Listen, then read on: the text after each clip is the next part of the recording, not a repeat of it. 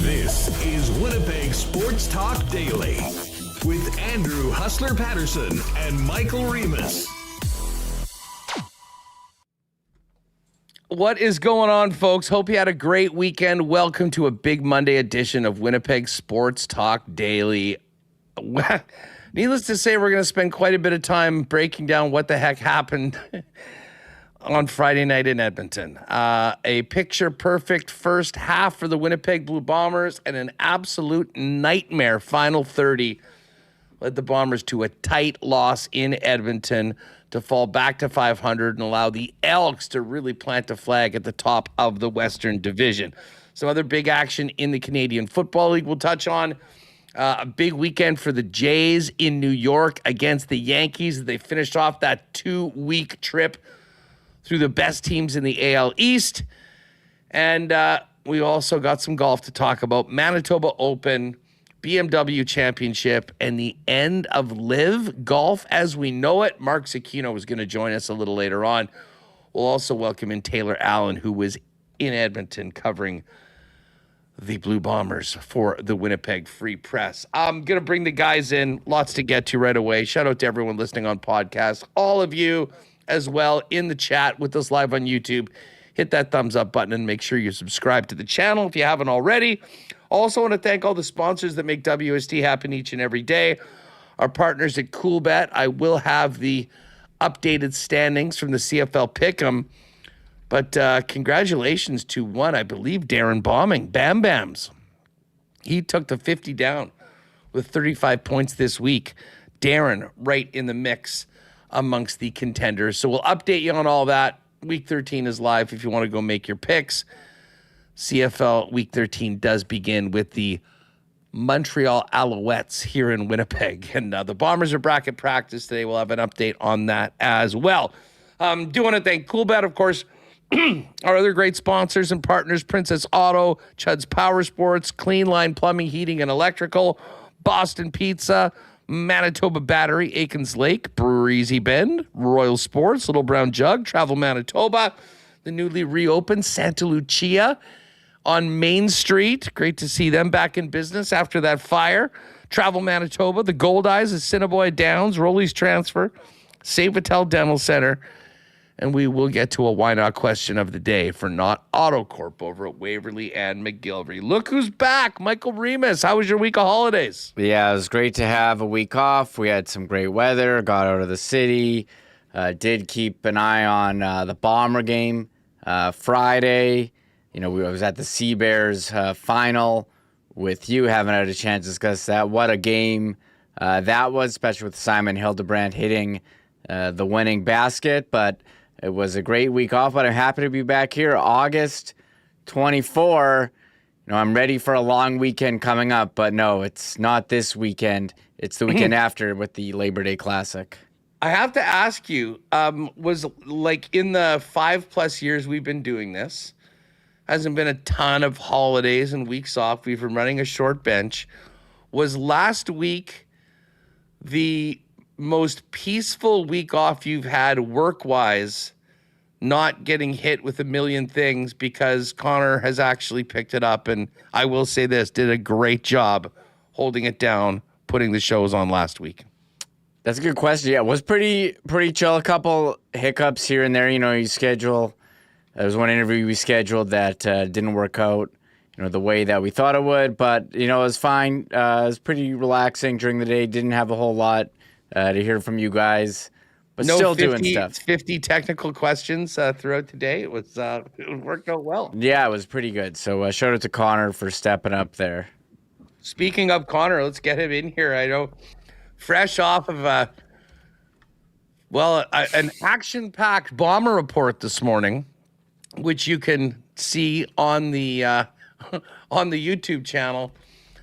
Connor, welcome back. I know this was addressed in the Discord and probably on Twitter, but for folks that were with us on Friday, we spent a lot of time talking about this game. And you said that, listen, we wanted the Bombers to be competitive, show that they can play these guys. And I believe the quote was somewhere around, I wouldn't be upset if the Bombers lost, but it was a very close game. In retrospect, they lost and it was a very close game. How are you feeling about the result on Friday night? Yeah, I should have specified. Not like that. Not like that. I definitely did say that Friday, and I definitely do. Like, we're days away from it now. In the moment, didn't feel great. You know, Bombers blow a 16-0 lead. The way the second half went, only 19 yards of net offense in an entire half. You're not going to win many games doing that in the CFL. I definitely do I said this morning on WSD Bombers Report, and you can feel free to agree or disagree, but the first quarter and a half, or really the first half in totality, was the highest high the Bombers have reached so far this season. They had over 300 yards of net offense. They forced multiple turnovers defensively. Suddenly it was like, oh my God, the Bombers are back. They're fully back. And then they just completely collapsed in the second half. I can't remember a game that was so lopsided in one half and then so lopsided for the other team in the second half. Like, that game completely flipped. But hey, it was a close loss. There's still so many questions with this team. And I don't feel great, despite the fact that I did say that Friday. That was a real quote. Can't confirm. But hey, Bombers are 5-5. And hey, we did say it would be a pivotal game, Huss. Now, instead of looking up as the Riders lost to BC, the Bombers are certainly looking down at Calgary, who gets Hamilton at home this week. Montreal is coming to Winnipeg. This West is so bunched up, and every game matters so much right now. I hate to say it, Reem, but I think last Friday's game, we will probably look back at it as a really pivotal moment in this season. I do think that they were really fortunate to have the record that they had with the way that they played, but, I mean, they don't take any of them back. They had 5 wins. But that was a game that they had to finish. And they weren't able to.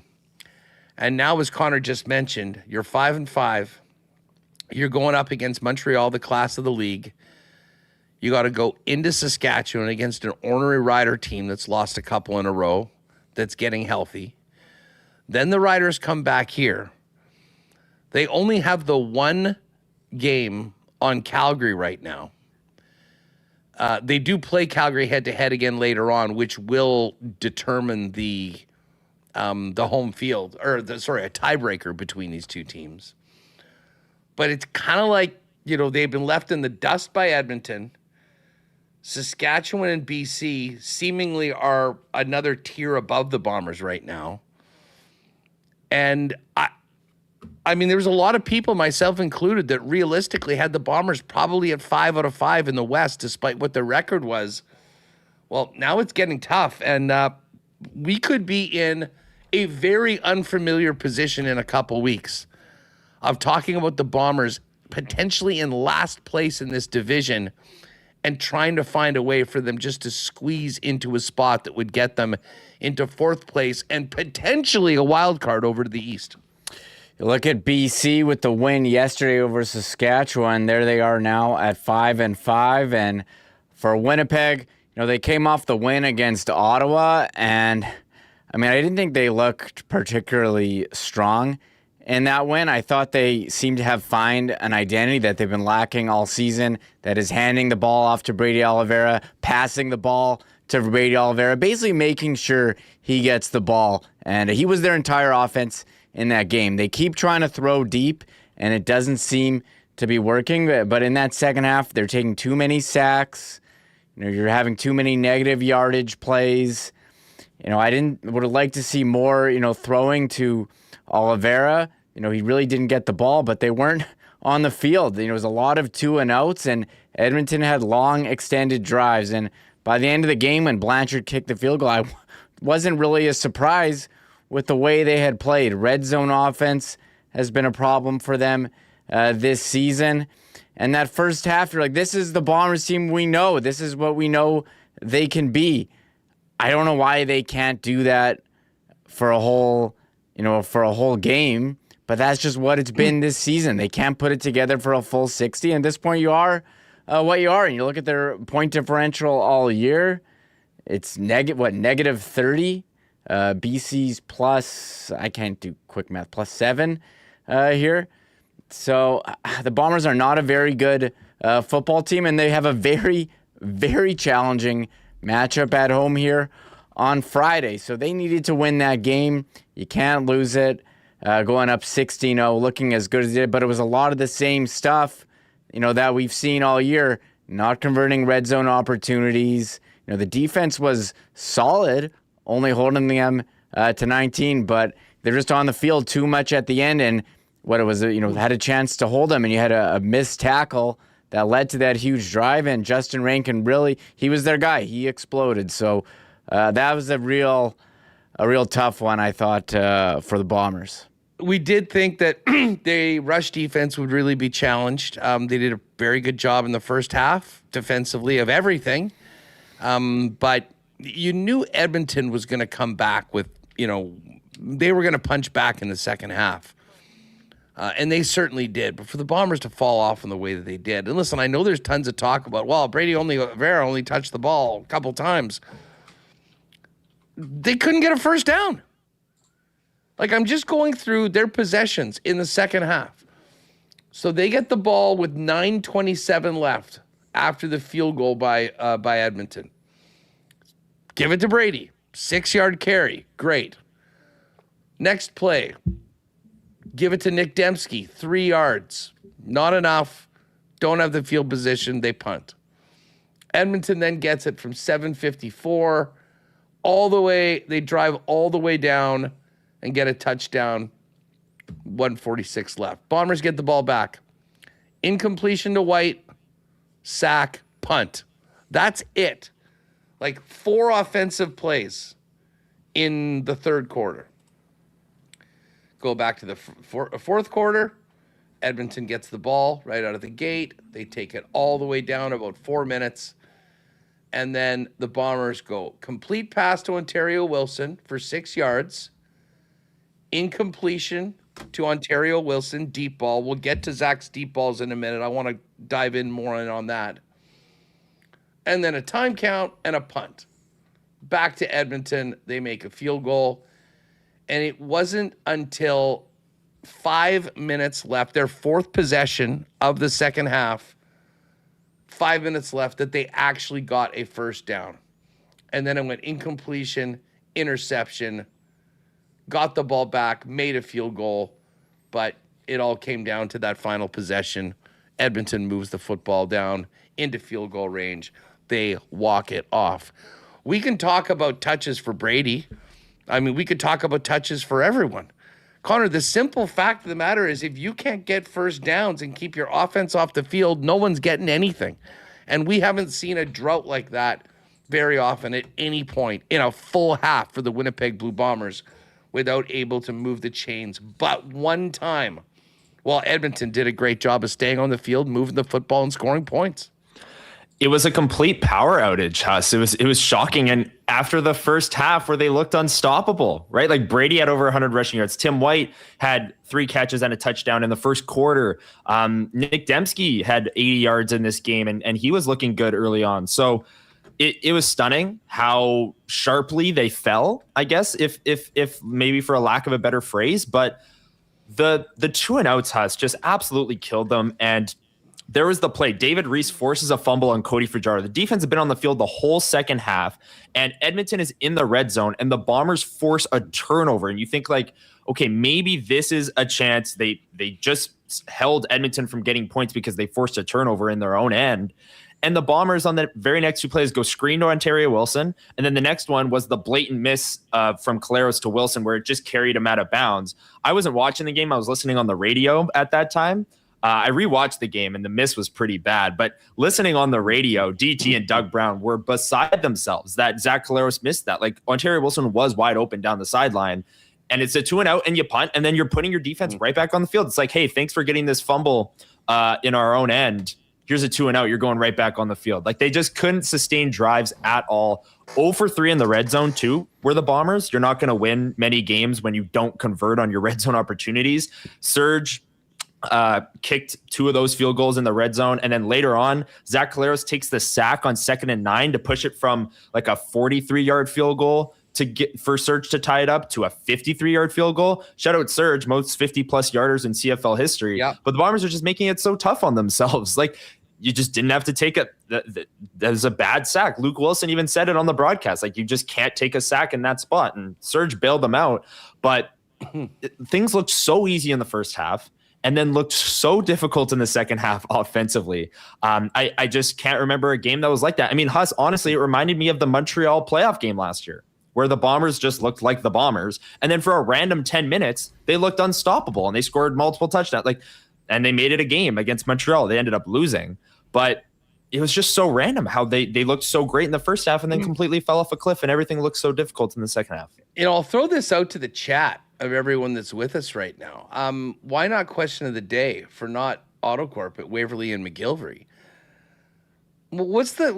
Give me another game that you can compare this to, where one team completely blew the doors off the other, and then you got to whether it be the halfway point or the end of the second period, and the game just absolutely flipped the way that it did. I mean, I was talking to Dusty. I jokingly was talking about the 28-3. Yeah. All the Falcons Patriots, where it was all Falcons, and then all of a sudden it wasn't, and then they couldn't do anything the rest of the game, and New England ran away with it. It was something.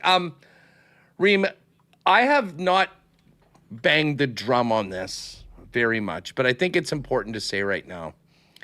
You'll recall last year at times where I brought up the question of Zach Collaros at this point in his career, whether he still has the arm to be able to do what his brain is telling him to do.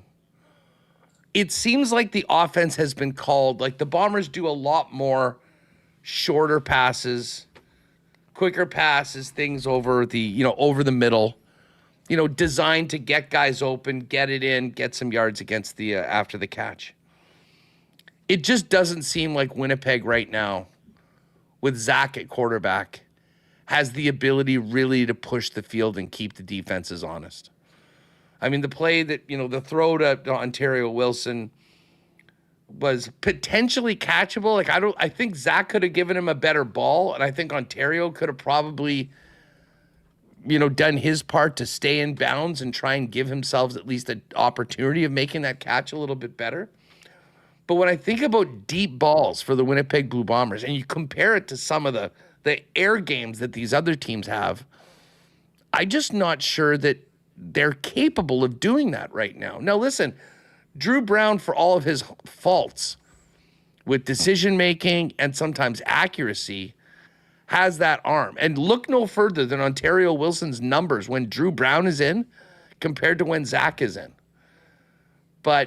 I'm not saying this to kind of pile on Zach because, I love the guy. He's done so much for Winnipeg, and he has been the guy through this era of Mike O'Shea football. But it just seems like it's sort of done. And maybe we should have realized this with how hard they were going to get Elgersma, with the trade to get Drew Brown. But I'm just not sure that Zach, for all the great things that he's done in this league, and especially in Winnipeg, gives you a legitimate chance to go toe-to-toe right now with the other quarterbacks in the West and in the Canadian Football League. And I think we sort of saw that in the second half because, if they were able to just simply move the ball a little bit, complete a few passes. And I think Edmonton was sort of playing it and making it far more difficult for the short stuff. And then they had to go to long stuff, and it just simply wasn't there. Or you're putting it up, and it's kind of a 50-50 ball, and you're spraying and praying. Yeah, I think of the game against Ottawa, which I really didn't think was a convincing win by the Bombers. Shout out to the guy who went down with a non-contact injury, like on his way to a major gain. But in that game, they started off trying to throw deep, and it really wasn't working at all. And then they finally had success in the second half, throwing short to Tim White and throwing short to Brady Oliveira and feeding those guys the ball. And they're, the passing was great in the first half, and they were completing deep throws. But in the second half, they really couldn't do anything. Again, you're taking bad sacks, and I see a lot of comments in the chat. And you think of the signature Zach Collaros play in Winnipeg when you realize, hey, this guy is legit. He rolls out and finds Darvin Adams in the end zone in one of his first starts, and there's just not a lot of rolling out. It's a lot of standing in there and taking some big hits. He missed some plays in that game. The challenge for roughing the passer was not successful, and he took a big hit at the end of the game, and now it's Drew Brown taking first team reps. So I don't know if they need to redesign their game plan, but the throwing deep, it just hasn't been there for them.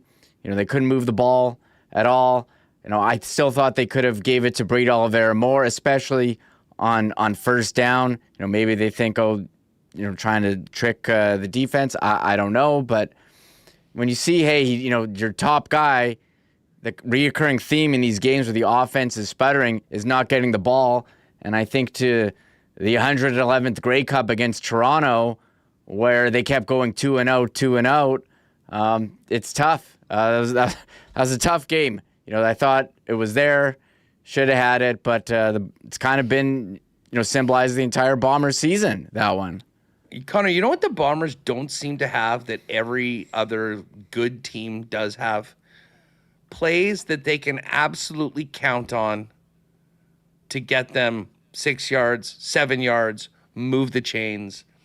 They're always stunned when the other team runs an all-out blitz. Like, they have no clue. I talked about the sack that Zach Collaros took, like, in a really bad spot. Edmonton had an all-out blitz, and it was just like, yeah, that's a sack. Like, there's nothing you can do. There's nothing you can do, apparently. Yeah, no, listen, it is a great point. I mean, the readiness of the line and everyone else that needs to step up when they're coming the way that they are. I mean, they weren't handling that well.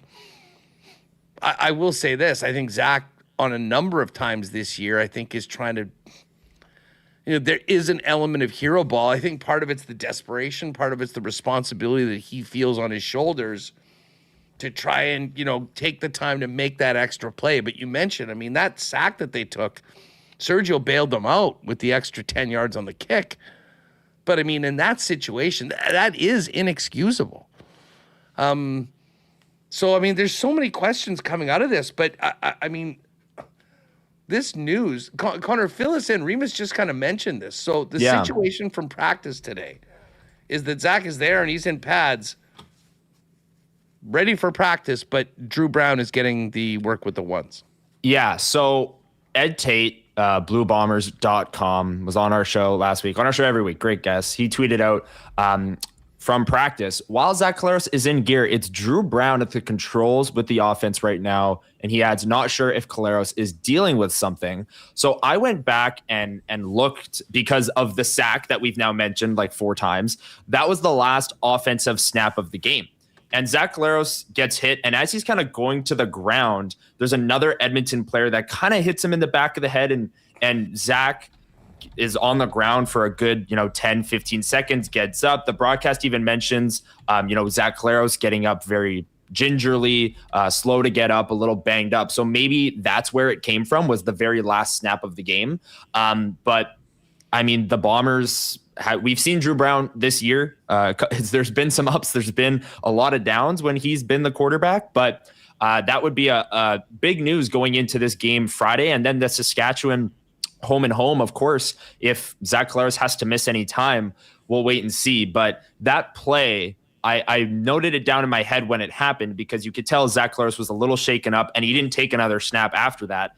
Interesting to see that the Bombers are starting the week with Drew Brown as their QB1 while Collaros is there, and maybe he gets into practice later on this week and feels healthy enough to go. But Drew Brown, first day of practice, QB1. The other updates from Derek Taylor. No helmet for Stanley Bryant on day one of Bomber practice. Brady Oliveira's not practicing, and that doesn't surprise me. I'd imagine he probably won't practice again this year. Nick Dembski is on the field. Tetrick Nichols is out. He was injured on the in the Fajardo fumble last game. Remis, there is one bit of good news from today's practice, and that is Retta Cranby is back practicing, and he's been 4 games of his 6 of the 6-game injury list that he was put on. If he could come back earlier, that would be a big boon for the Blue Bomber defense. He is a playmaker, and at times he seems to be a steadying influence on the other guys back there, and they've missed him quite a bit since making that final play to win in Ottawa in that crazy comeback.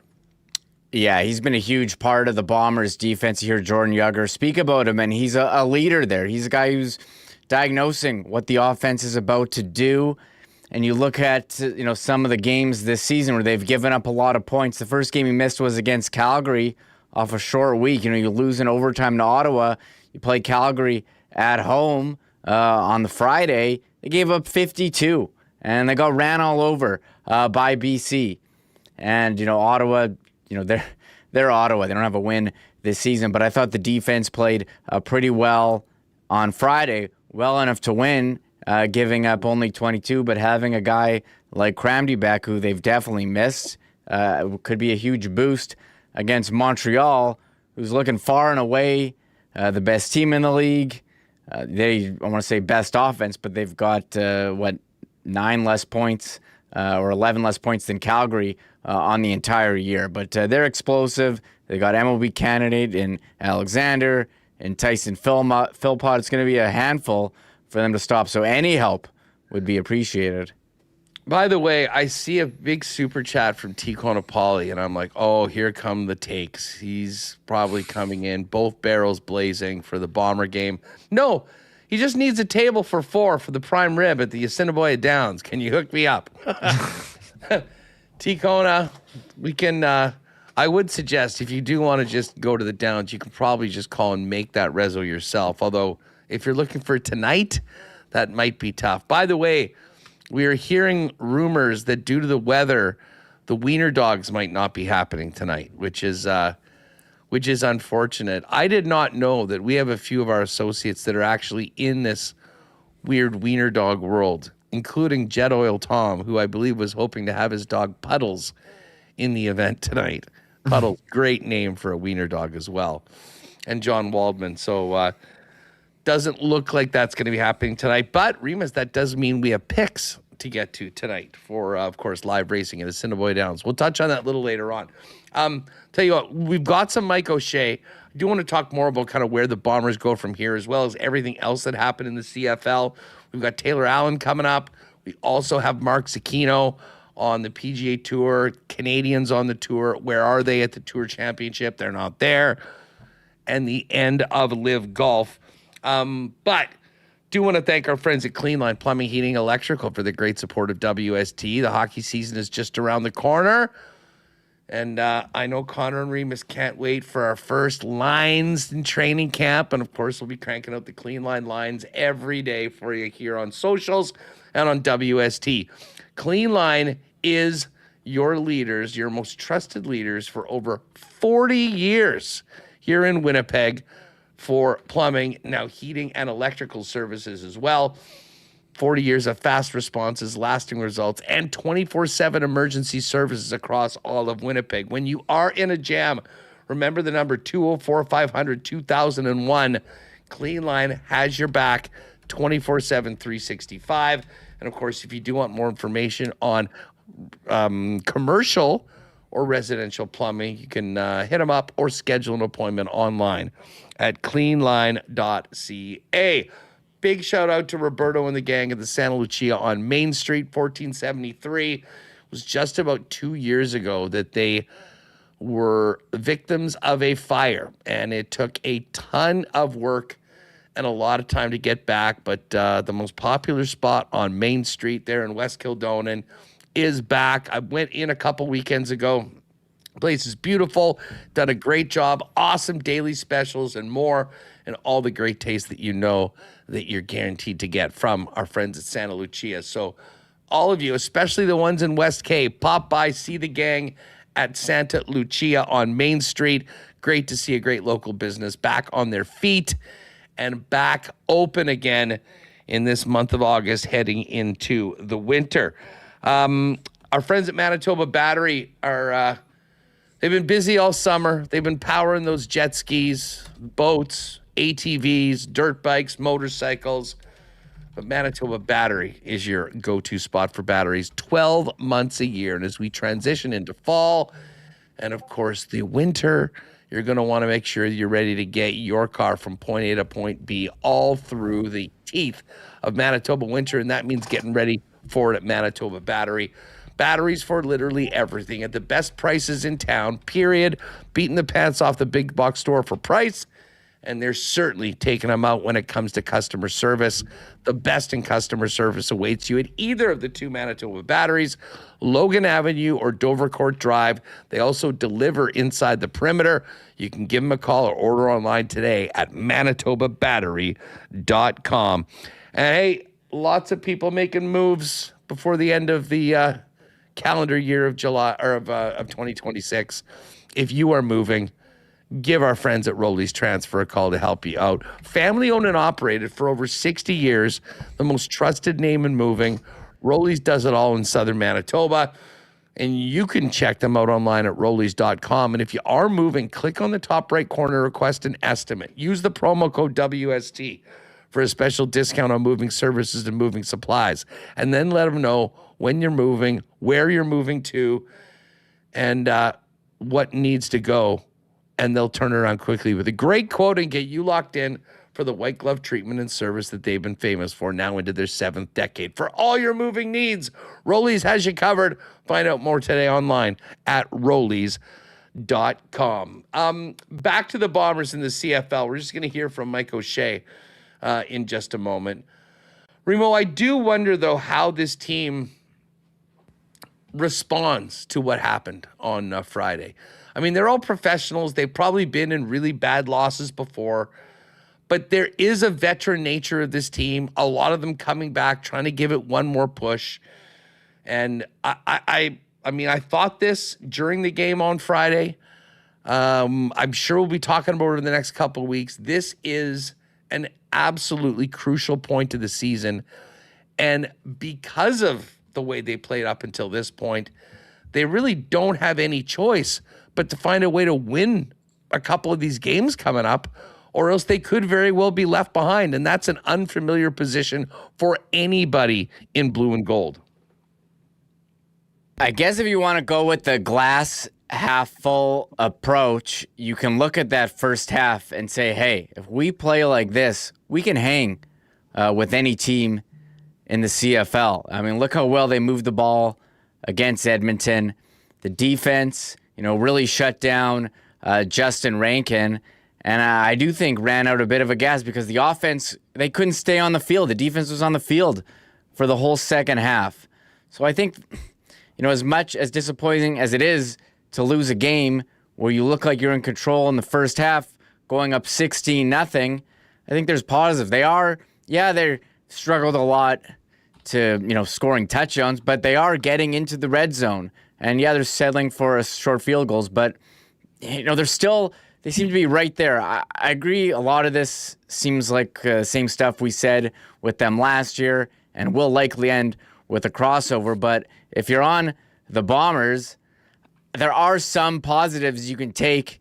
It's just hard for them to put it together for a full 60. And we've seen that in many games this year, not just, last week's game, but in some of the wins early where they look awful for a half and then seem to figure it out. So if they can find a way to play, Blue Bomber football for a full 60, you can figure a way to unlock that. I think they asked O'Shea about that, and he's like, "Yeah, if it was that easy, I would have an answer." Some coach speak like that. Well, we're gonna get to it in a minute, but Connor, I'll tell you this: if you told me as a Bomber fan, we can fast forward to the end of the season, and the Bombers are in the playoffs in a crossover, would take that in a heartbeat. Almost, to be honest with you, looking at where they are right now and the schedule, I almost think that's the best case scenario.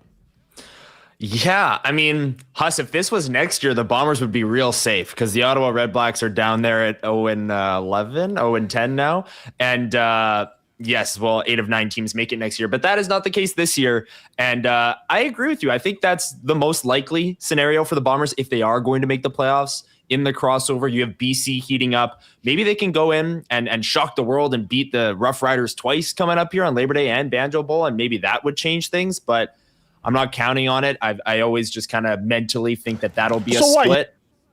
But the Bombers, like Remis was talking about their offense and whether or not they can tap back into that. This year, they're averaging 25.5 points per game. And the past 3 years, it's all been in that same range, being this year and the last two. So 2025, 25.5 points. 2024, they were just under it at 24.8 points. The last time the Bombers had a truly elite offense was 2023. They led the league with 33 points per game.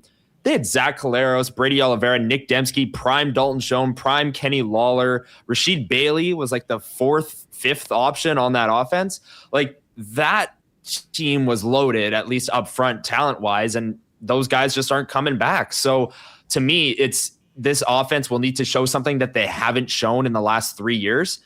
And I don't know if I'm counting on that to happen because they locked in for one half against Edmonton and looked great.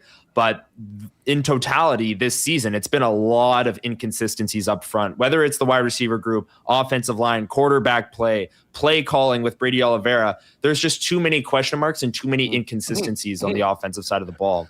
Yeah, I mean, listen, if we want to dig into the Bomber offense, I mean, I think it's a combination of a number of things. I mean, certainly game planning, coaching runs into it. Is there as much talent as there was before? Probably not. And then there's the diminished quarterback play. And all of that is conspired together too. I mean, as I said, I think still fortunate that the team is 5-5. If we are going to assume that BC is on the rise, Saskatchewan and Edmonton are the top three. Bombers and Calgary could very well be fighting for this final spot. Here's Calgary's schedule the rest of the way. This week, they're home to Hamilton.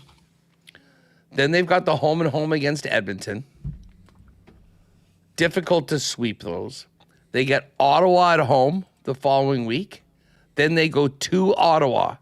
So back-to-back games against Ottawa while Winnipeg has one of their byes, and then is playing at home to the Argonauts. Calgary goes into Saskatchewan the same week. Winnipeg's at Montreal. Calgary is at Winnipeg Saturday, October 10th. Certainly, that will likely be the most important game of the regular season remaining on the docket for Winnipeg. They're at home to BC while Winnipeg's in Edmonton. And then in week 21, Winnipeg finishes at BC, and Calgary is actually on the bye. So there is a lot of work to do for the Winnipeg Blue Bombers. Let's hear a little bit of what Mike O'Shea had to say after the game. Here's Mike O'Shea on, basically what we said. Very much a tale of two halves on Friday night at Commonwealth. Tale of two halves for both teams. You know, we had a really good first half, and I would say, you know, Edmonton is probably thinking they could have been better in the first half. We didn't play very well in the second half, didn't make enough plays, and they did. So, yeah, tight battle. You lose by 3 points against a good football team, that's never going to be good enough, right?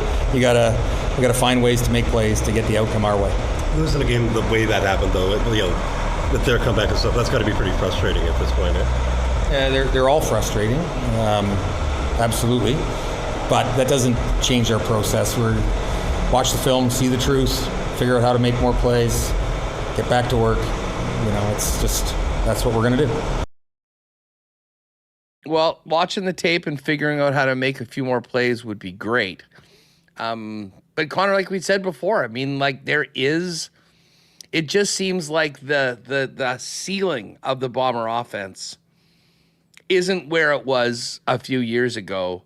And unless everything is clicking, it is very difficult for this team, certainly to put a team away like they had plenty of opportunities to do in the first half against Edmonton, and worse, hold a lead or get going when all of a sudden the other team has made some big adjustments and you guys, the Bombers are struggling to find their way. For sure. And the inconsistencies that I just talked about with Brady Oliveira and his usage too, right? Like he'll have monster halves like the first half against Edmonton, and then the second half comes around and he's barely even being used, whether it's in the running game or the passing game, right? Like we've excused a lot of the... I mean, this is the thing. We can talk about this guy's not getting enough touches.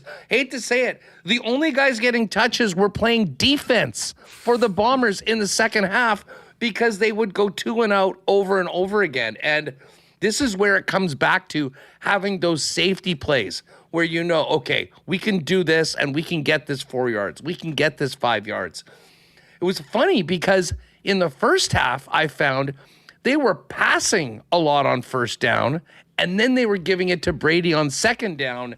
And that was it was sort of like they were expecting run, they passed. They expect pass, they ran. And the minute Edmonton started getting a better feel for what Winnipeg was doing, it completely shut their ability to move the chains down. And, well, I'd argue a great way to sustain more drives would be to get your best player the football.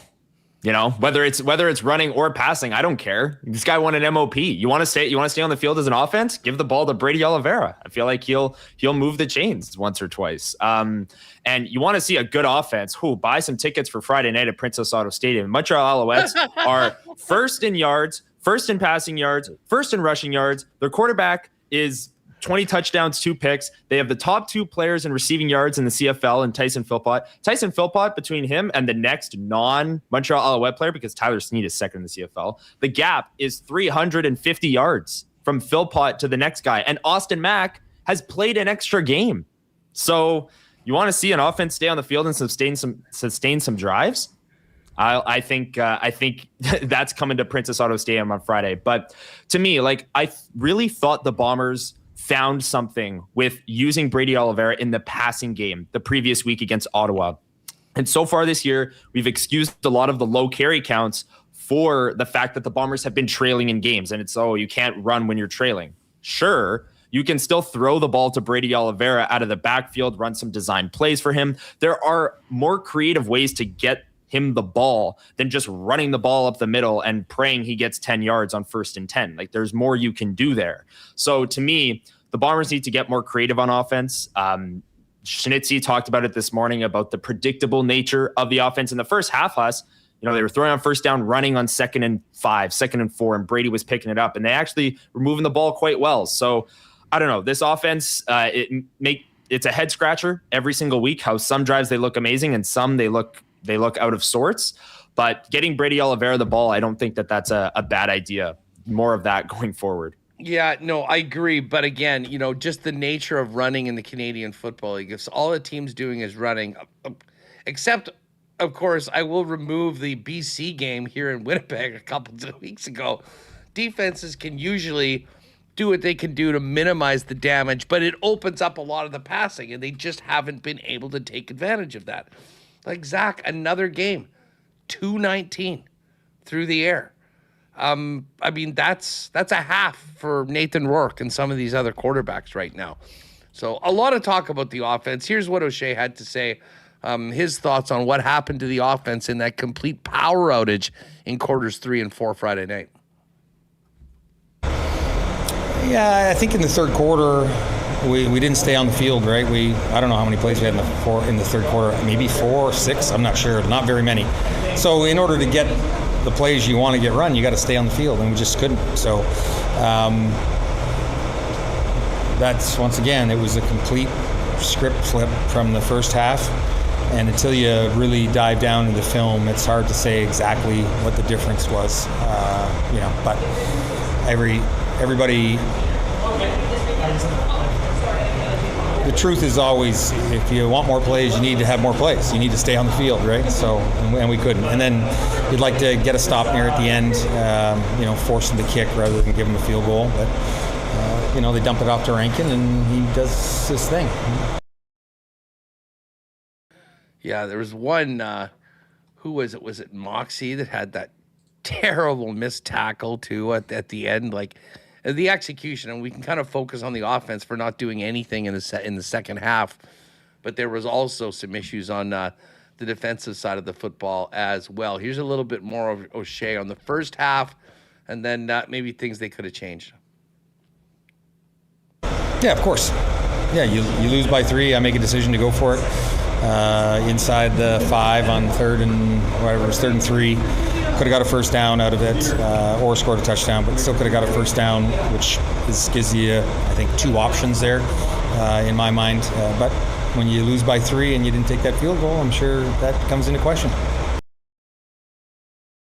I hope it almost seemed like that was a bit of a reaction to what happened a couple weeks ago against BC with O'Shea deciding to go for it. And I support that. I mean, I think you do need to be aggressive. Playing against teams like this, you're going to need to get points. You can't dominate for an entire quarter or an entire half and just have a couple field goals to show for it. So I actually do think that was the right call in that right position. And worse, you don't get it. You pin the team deep, and you go get the ball back. But I really hope, Reem, that this does not put O'Shea back to, I think, what his default settings have sort of been for a long time, and that is play as conservative as possible, because I don't think this team is good enough to win games being really conservative.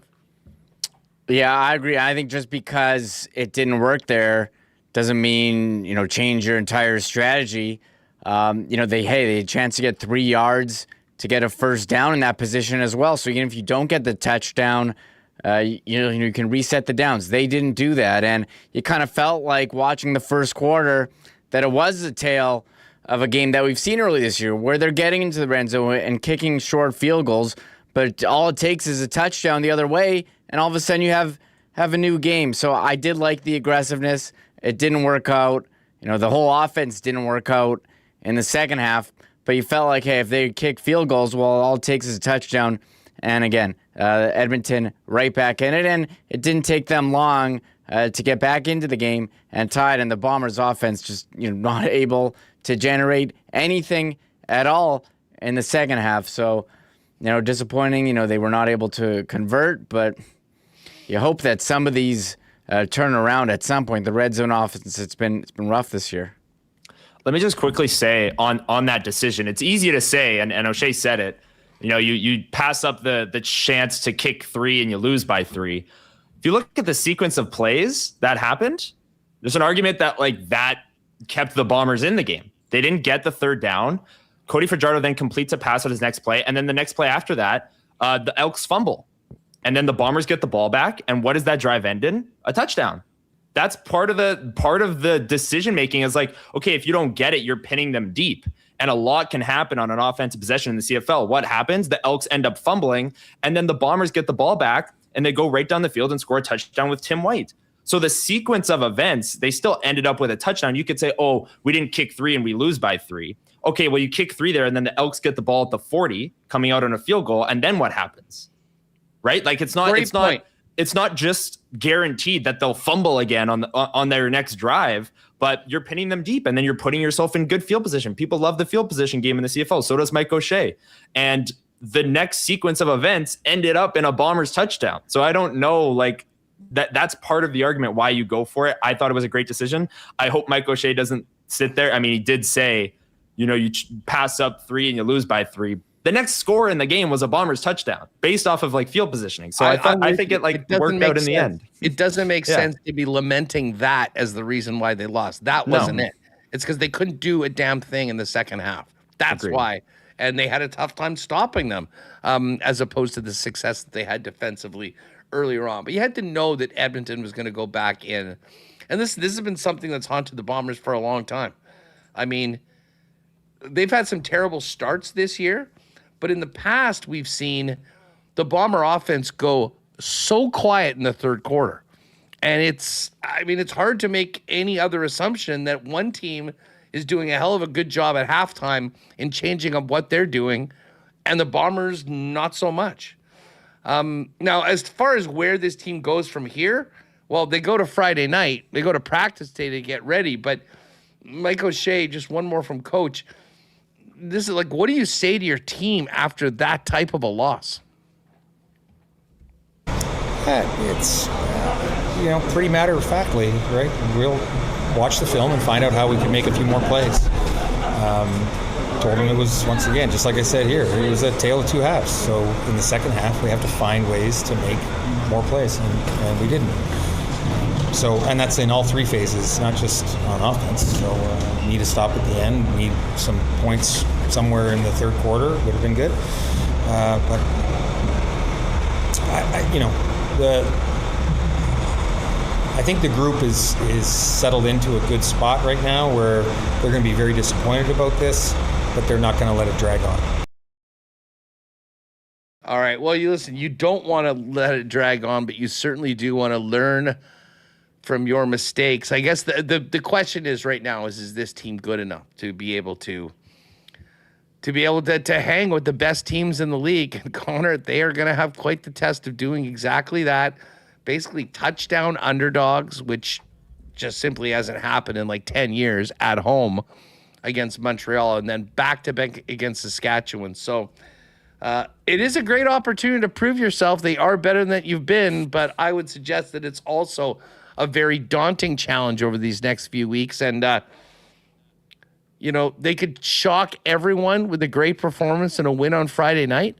But if it goes as expected, you then go in to a very difficult place to win on Labor Day weekend against a team that would love nothing more than to pound a couple nails into the coffin in those 2 weeks. And then it could just be an absolute dogfight, just trying to stay out of the basement in the West. And Huss, that 6.5 point line that you referenced there, you have to think that that's with Zach Collaros at quarterback, right? Like that, I think that moves down, or even more in Montreal's favor if it ends up being Drew Brown as the QB1 here. I think it's a bigger advantage for Montreal in that sense. So again, this Montreal team, they've kind of ran through everyone this year. They have played Ottawa 3 times, so you could argue they have had some weeks where they beat Ottawa by 2. That's not their best. They still get the win. They also put up 48 points against the Elks a couple of weeks ago. They looked pretty good there. They beat the Stamps twice, who we've been saying all year better than their record. So the Bombers are going to need to play their best game of the season against Montreal, not just to win, but to keep it close. They'll have to play their best game of the season because Montreal, when they get rolling, they are tough to stop. Philpott, Sneed, Travis Tice in the backfield. They're such a balanced offense. Their defense is good too. And really they're a full 3-phase football team. There's a reason they're 9-1, and a reason why they are the Grey Cup favorites right now as we kind of march through the midway point of this season. But Huss, you nailed it. This game was so pivotal for the Bombers against Edmonton because now you get Montreal at home. That's the best team in the CFL. And then you get the Riders home and home. And the Riders are having their own issues right now, for sure. They're definitely banged up. They lost this game to BC this past week by multiple scores. So maybe that looks a little bit better right now than you might have thought a couple of weeks ago. But still, going on the road on Labor Day and winning is not an easy task. So it's a tough stretch forward for this Blue Bombers squad. And they're definitely in the thick of the toughest part of their schedule for sure. Well, we'll be all over it this week. Jeff and I will have lots to talk about tomorrow on CFL 110, where we'll hit the other games. But just quickly, Connor, before we let you go, BC got the job done last night. Very impressive performance. And listen, Nathan Rourke. That offense is going to be good. But holy smokes, has this defensive unit turned it around from being an absolute walkover for the first couple weeks of the season to a group that's now holding a high-powered offense like the Riders on the fast track in the Dome to under 20 points.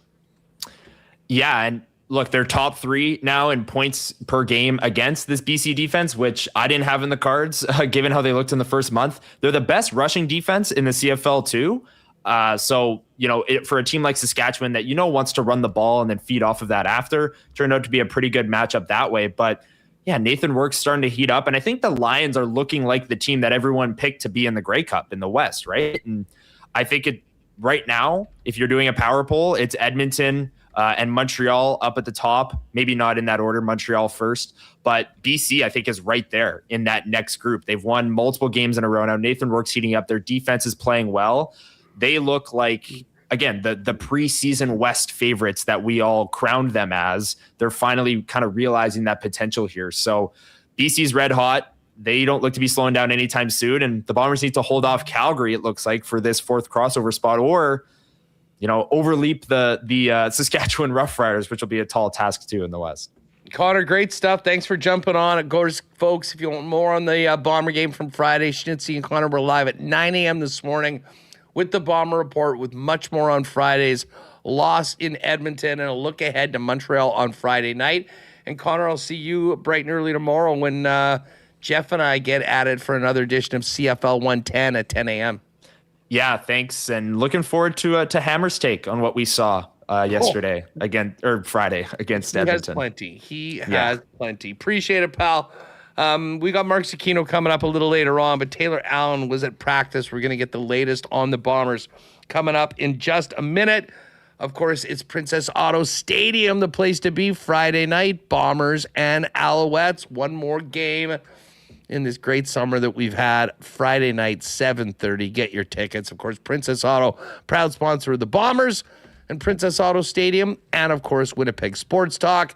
And Princess Auto welcomes you, if you haven't been there yet, to the new Superstore, their flagship location across the country, 105,000 square feet of literally everything is waiting for you at 500 Panet Road. Pop on down and see them today. Big weekend out at Chud's Power Sports. I know everyone's finishing up getting as many reps in on their dirt bikes and ATVs and boats and RVs as they can before the season turns. Great late season deals right now on new and used vehicles when it comes to Chud's Power Sports up in Gimli. And of course, pre-season sled deals right now for those of you that can't wait for the snow to begin to fall. For 80 years, Chud's Power Sports in Gimli has been Manitoba's premier power sports superstore. So get on out today, see the Derminator and the great staff at the corner of Highway 8 and 231 in Gimli. And of course, you can get ahead of things and start shopping online by checking them out online at chudspowersports.com. Got a shout out my pal, Dr. Terry, and the great people at St. Patel Dental Center. Back to school just around the corner. Might be time to get those checkups, cleanings. And hey, St. Patel Dental Center does it all. They've been serving generations of Winnipeggers and now have a beautiful new facility at 167 St. Anne's with convenient free parking right behind the building. It's a one-stop shop for everything you need dental-wise for your entire family. So if you are looking for a great long-term home for you and your clan, make it St. Patel Dental Center. Dr. Terry and his wonderful staff would love to see you. Talk a little sports, get your teeth done, and they do it all for clients from 6 months to 99 plus. Full array of services from cleanings and checkups to things like dental implants. stpateldental.ca is the website. Check them out online. Make an appointment today and tell them the boys at Winnipeg Sports Talk sent you. And hey, slow day for the Jays tonight. They're off, but they're back at it in this crazy stretch for a playoff spot. And it's getting back at it tomorrow. Boston Pizza is your spot for all the Blue Jays action. Get the game on the big screen. Enjoy ice cold schooners, world famous BP wings, gourmet pizzas, and more. And of course, come the weekend, all the CFL games on, and we're just around the corner from another great year of NFL football at your local Boston Pizza. Staying at home, order online at bostonpizza.com. All right, let's get the commissioner of the Media Fantasy Football League in here, Mr. Taylor Allen. TA, what's good, buddy? How are you? How was the weekend? Well, my weekend started strong and finished strong, so I got no complaints. Unlike those Winnipeg Blue Bombers, where it was a bit of a different story for them. Yeah, to say the least. We were talking with everyone here. It's hard pressed to find a game that was literally so dominated by one team for 30 minutes and a complete flipping of the script. We use that term a lot. It literally happened on Friday night. Yeah, I was talking to Pat Neufeld at practice today, and I said, you know what, Pat, I know you've been in this league a long time. You've played a lot of football games. But have you ever been in a game where the first half and second half were that drastically different. And he said, honestly, like, I don't think I've had a game like that since college, where it was a true tale of two halves like it was. So, yeah, I mean, the things are looking great, you know, up 16-0. And yeah, they could have probably had a few more points on the board early on. And then the second half rolls around and 19 total yards by the offense. I mean, yeah, it's honestly, even though it's been a few days and I had a chance to, you know, rewatch some things, it's still kind of hard to wrap your mind around how that could even happen. Well, I mean, I've been thinking about a lot too, and I sort of do agree with O'Shea. Like, we can talk about, oh, we're not giving the Brady the ball enough. No one was getting the ball off because they were sitting on the sideline the entire second half. But for an offense that seemed to be playing with a lot of confidence, being effective, how do you go from that to not being able to get a first down for 25 or 26 minutes? Yeah, I mean, I don't think this offense is as good as they showed they were in the first half. And obviously, I don't think they're as bad as they showed that they were in the second half. I kind of think this team is kind of somewhere in the middle. And, you know, we were talking to some guys on offense today, just asking, like, what's the identity of this team?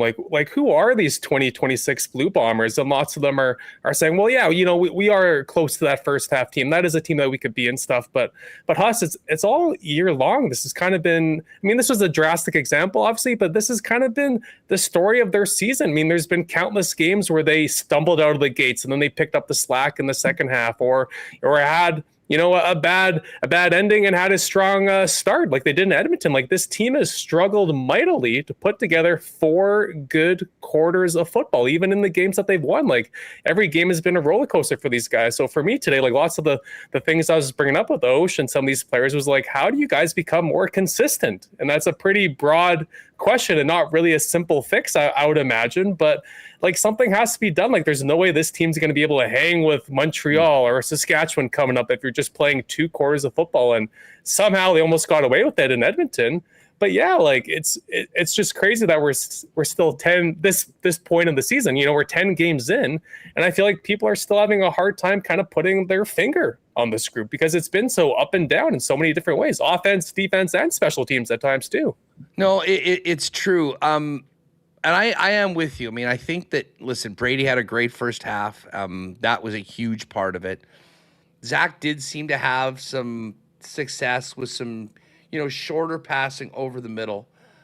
I can't help but think, and I've thought this for the last couple of years, that we were seeing like a deterioration of the pop in Zach's arm. What do you make of the difference in the Bombers being able to air it out and go deep successfully with Zach as compared to Drew Brown? Now, Drew has his warts. I mean, I think his decision-making is suspect sometimes. Accuracy isn't always there, but he certainly has the power. And you just look at the Ontario Wilson numbers, how different they are when Zach's been in as opposed to when Drew's been in. My read on this is sort of like Edmonton knew what Winnipeg was good at. It was running the football and kind of taking care of that first 10 to 15 yards. They didn't really have to respect it. And when they were forced into making those plays, like on the deep throw to Ontario Wilson, the ball wasn't quite there, and the execution on the receiver wasn't there either. Yeah, it really does feel with this offense, if you take the short, intermediate stuff away, like they're not going to be airing the ball, 40 plus yards down the field and making you pay that stuff. I mean, Ontario Wilson, this is a deep threat player, a great, speedster. Guy's got great hands. Like, he's a guy that could, torch teams, right, with the right plays and the right system. But yet, with this Bombers offense this year, heading into the week, I think his numbers were attempts of over 20 plus yards. It was like 4 for 21. Like, that's how many of those passes are being completed to Ontario Wilson. And this just isn't that team's bread and butter. And in a way, it kind of hasn't been for a few years. I mean, they've historically have been the team that just kind of runs the ball down your throats and just plays clean, mistake-free football. But I mean, yeah, this team, they're kind of, in a way, one-dimensional. It's like, okay, Brady's going to do some damage and stuff, but like, you need more in today's CFL, right? Like, every team in the league is putting up these crazy numbers on offense, and then there's the Bombers who are, just kind of dinking and dunking, and it's like that's not going to work, right? Like you got to complete some deep stuff, and when they play Montreal this week, it's going to be extremely evident how far behind they are in that part of the game. When you watch Davis Alexander, who's ripping off bombs left, right, and center with these, right? So yeah, Zach's arm strength has been in decline for a while now, and I think this season it's even more evident, if we're being honest. You know, you bring up Davis Alexander. He's been such a revelation with that team since he got into a game last year as a third stringer and then just never looked back. You'll hope this season still has things to play for, but at some point, we might be seeing a little bit more Drew Brown. We might be seeing an Elgersma that gets more reps in practice and gets an opportunity, because it's hard to imagine this team at the quarterback position not looking significantly different next year. And I say that even if Drew Brown and Taylor Elgersma are still with the team, because it kind of feels like this was an extra year for Zach to come back and help this transition move forward. But game after game after game, the numbers are just so much less than their opponents for the most part when it comes to passing that it's tough to win football games that way. I mean, it's still the CFL. You can have the best running back in the league. Great. You got to be able to throw.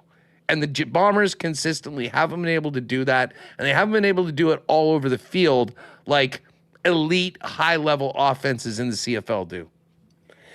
No, and even if nothing changes, like number 8, Zach Claris is going to be this team's starting quarterback. Like, there's no way that the Bombers would ever make a switch as long as Zach is upright and healthy, right? So next year, yeah, who knows what things are going to look like in that quarterback room for this team. I think Drew Brown, he kind of had a chance, for a few games to really kind of make a strong case as to why he should be the guy in 2027 and moving forward. And yeah, I think everyone knows Taylor Elgersma. He's a rookie. He's a Canadian. He's going to need some time to figure things out. So I don't think anyone is quite ready to crown him as the answer for next year either. But yeah, like right now, it's kind of like, where does this team go next year? Assuming Zach leaves or retires or the team wants to go in a different direction, it's kind of like, does this team really have the answer at this position? Never mind now, but especially moving forward. So yeah, it's kind of strange times. And when it comes to Zach Claris, I mean, he basically got to hand pick the OC for this year.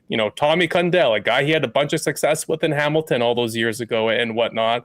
And again, this team signed, some pretty premier players, right, to help Zach out. Jarrell Broxton at right tackle, Tim White, Tommy Neal, who has fallen off the face of the earth since that game in Ottawa a few weeks ago. He had another bad drop in Edmonton as well, which proved to be costly. And they're paying Tommy Neal some pretty big money. So that's been, not exactly an ideal signing for these Bombers. But yeah, I mean, there's not a lot of excuses now for Zach. It's kind of like, now it's time. It's like, okay, like this team did all these things to kind of accommodate you and accommodate this offense. And you look at their numbers this season, they're pretty darn close to what they were last year under Jason Hogan, who, as we all know, was not an ideal CFL offensive coordinator. So it's like, okay, well, how many times can you just try the same thing before this team realizes, like, okay, maybe they need to go in a different direction at this position?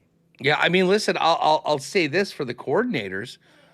I'm not sure that they're really able to open up the entire playbook right now with what they're dealing with right now. And that's, I guess, something that they'll never come out and tell us. But you can kind of see the plays that are being called in other offenses and the ones that are sort of the bread and butter in Winnipeg. And it's there's a stark contrast at times. So Drew Brown was taking first-team reps today. Is Zach hurt again? Might be a little nicked up, but he's fine. He was still out there doing whatever. And we spoke to Zach after practice, and they're very strict about if a guy is hurt that he's not available for media after, and Zach was. So yeah, I wouldn't look too far into that. So what's the read on Drew Brown taking number 1 team reps? I think just Zach might have been just a little nicked up or something. I don't think it's anything crazy there. But I mean, on the injury front, though, Retta Cramdy was back at safety today. That is great news. That is great news for this defense. Although this defense played, I know at the end of the game they kind of forgot how to tackle a little bit. I mean, but you force, what was it, 3 turnovers. You hold Cody Fajardo, Justin Rankin, and the Elks to 22 points in their own backyard. Like, you would take that 10 times out of 10, right? I know it wasn't perfect, but still. But yeah, to get Reddick Cramdy back, though, would be absolutely massive for these guys. But Dietrich Nichols was not participating today, so we'll see his status for Friday. Although I do know that Dietrich Nichols hasn't had quite the same year that we're used to seeing from him. But yeah, that will be a name to monitor this week for sure. What do you make of the challenge the next 3 weeks, and what's at stake for the Winnipeg Blue Bombers as they now are in 4th, only 1 game ahead of the Calgary Stampeders, who, of course, put that 50 burger on them here. They do have a head-to-head game again later on, so that will determine the season series, courtesy of the walk-off win the Bombers had in Calgary in week 1. But it just feels like things are getting serious. Montreal, Sask, who knows the way this West Division is going to look like in 3 weeks when they get through this gauntlet. Yeah, I know people around here at pains them to cheer for the Saskatchewan Roughriders, but them losing to BC was a big blow for the Bombers. The Bombers did not need that whatsoever. So that didn't help their cause. And then you look at Calgary's schedule. I mean, we all know what the Bombers' schedule is coming up. But for Calgary, 3 out of their next 5 games are Hamilton, and then they got Ottawa twice. So Calgary, there's a good chance. I know they have their annual back-to-back with Edmonton too, but there's a pretty good chance that Calgary's going to be at least 500, if not a game over 500 in a few weeks here. Whereas the Bombers, before this, Murderers Row stretch began, this was kind of the game that everyone circled. The one in Edmonton, it was like, okay, if there's a game that they can steal out of these 4, Edmonton, Montreal, Saskatchewan, it might be that game in Edmonton. And let's not forget, Edmonton had played, I think it was 10 games in a row. Like Cody Fajardo said after the game, we barely had any gas left in the tank. We were just telling guys, okay, just one more game. Let's just get through this one more game. Then we can go into a break finally. So they're playing an Edmonton team that was beat up, right? They were beat up. They were ripe for the picking.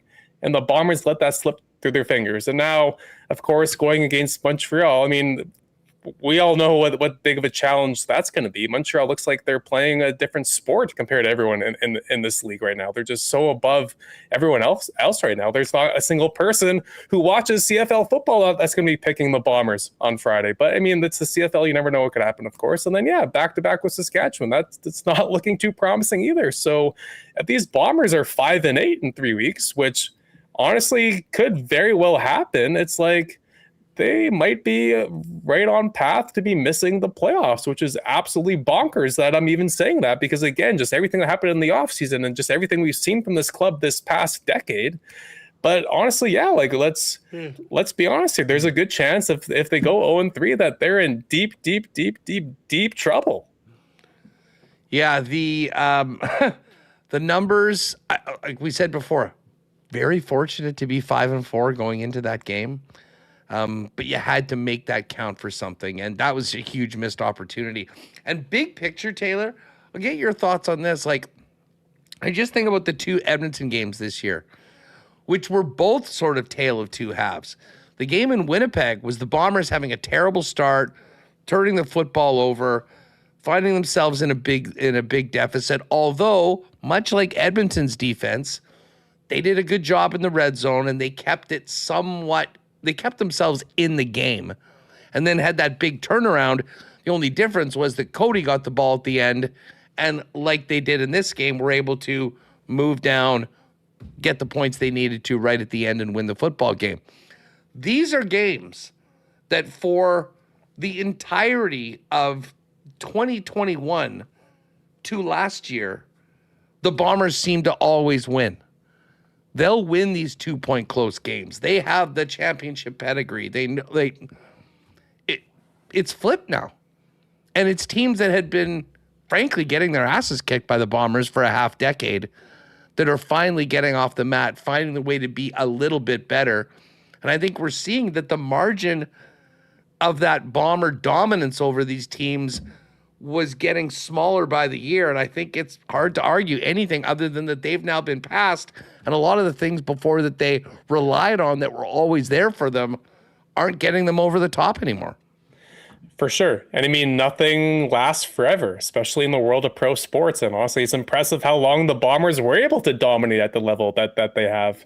But hey, like no one on that team in that locker room is panicking right now. No one is saying the sky is falling because yeah, they are 5-5. And yes, they have a tough stretch coming up, but like they are in the thick of the playoff race at the same time. And they know that. And they've been kind of saying the same stuff on a weekly basis, which has been, if you're a fan, I'm sure probably infuriating to hear the whole, we just got to look at ourselves in the mirror and correct the minor mistakes. And we're so close and watch the film and we're going to get better, like yada, yada, yada. But they're still kind of preaching that message, right? Like they still think that they are not far off from being that team that we saw in the first half in Edmonton on a consistent basis moving forward.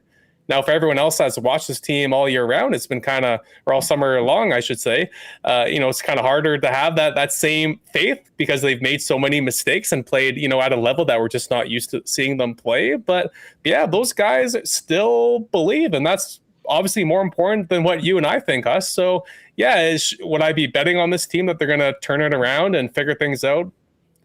Probably not, but at the end of the day, like it is possible though. They still do have time and they still, have some guys on this team and they can figure things out. But like, yeah, something needs to change or something needs to click pretty much now if things are going to end in a happy fashion for this club in 2026. No, it is a good point. And of course, the Argos now also at 5-5. I mean, not only do you have to stay ahead of Calgary, but you got to get ahead of the Ticats. Now, the Ticats are 4 wins, 7 losses. That would still put the 4th place team, i.e. Winnipeg, in that spot right now. But, man, they got a big uphill climb over this next little bit, and it'll be interesting to see if they can hang in there. Taylor, before we go, I mean, you mentioned that BC game last night. What do you make of the Stamps are on the bye, and I think that's the team that we're going to be focusing on. It's kind of funny how with what just happened and the Elks being the first place team, I think Bomber fans are going to be big Elks fans over the course of that 2-gamer between Edmonton and Calgary. And it'll be a matter of, okay, like the fact of the matter is we're going to be looking at teams playing against Calgary and teams playing against Hamilton as the key other games around the league right now for Winnipeg, considering where they are right now with 8 games remaining in the schedule. Yeah, it's been a long time since people around these parts have had to be a scoreboard watching, at least this closely in the CFL. But yeah, you're right. Like they absolutely are going to have to do that. And BC, I mean, this is just what BC does. They are such a weird team. It feels like these past few years, they've been kind of labeled as, okay, this is the team that's finally going to take that next step and make it to the Grey Cup. And Nathan Rourke, here we go. And then they just look awful the first few weeks of the year, dig themselves this big hole. And it's like, oh, how are they going to, get themselves out of this one? And then they somehow always find a way. And here we are again, they're back to 500. So yeah, a surging BC Lions team is the last thing this Bombers club needs. And then, yeah, they are still ahead of Calgary, but I mean, Calgary, that last game, it looked like a much, much, much better team than Winnipeg, right? So, yeah, it's kind of hard to look at that West Division right now and kind of pencil in the Bombers above some of these teams when those other teams are playing a lot better football. So, yeah, we'll be once again on crossover watch like the Bombers were last year. But, I mean, again, like, this is a team that was in the Grey Cup 5 years in a row. And the fact that it's now gone to a point where people are just, they're bringing out the calculators and doing all these calculations to see how the Bombers could even make the playoffs. Never mind go on to the Grey Cup. It's just even just getting your foot in the door to be invited to the postseason party. It just goes to show how drastically different things are with this team. And there's many reasons for that. The guys are getting older and they don't have as much talent as they once did. And maybe some of the coaches on the staff have kind of run their course in Winnipeg. I don't know, but yeah, like it's just very daunting to see what this, what lies ahead for this team and how they could possibly get back to being a contender in 2026. On to more positive topics. Our upcoming draft fantasy for NFL. What pick did you get? I got pick number 4. So with us being in a 2-quarterback league, it's kind of hard to predict if who will be around at number 4, but I feel pretty good about that spot. I'm pretty happy with that. Oh, 2 quarterbacks. I forgot about that. Yeah. I shouldn't have reminded you. I should have let you sink on Wednesday. Well, I'm sure it would have come up before when I was looking at the roster.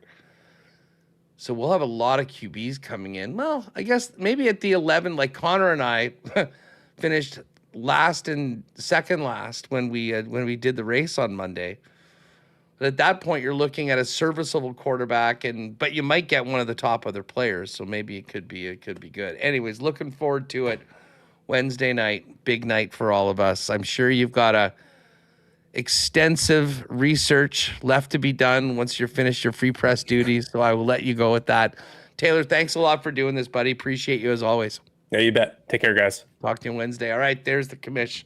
Taylor Allen with the Winnipeg Free Press with the latest on the Bombers. I'll tell you what, this week, starting tonight, we have a massive homestand for the Winnipeg Goldeyes getting going.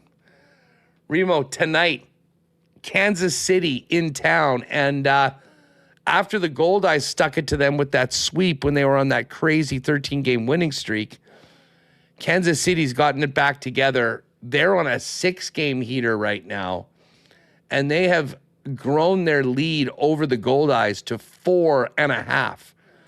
So this 4-game series beginning tonight for the Goldeyes could very well determine whether they're in striking distance in the final games of the season or they're just looking at KC in the playoffs. That being said, 4-game series with KC, the first place team here tonight, tomorrow, Wednesday, Thursday, 6:30 p.m. for all games, and then a huge weekend set with Lake Country as they finish up the regular season at home before the final 4 games on the road, which include 3 in Fargo and another 4 in KC.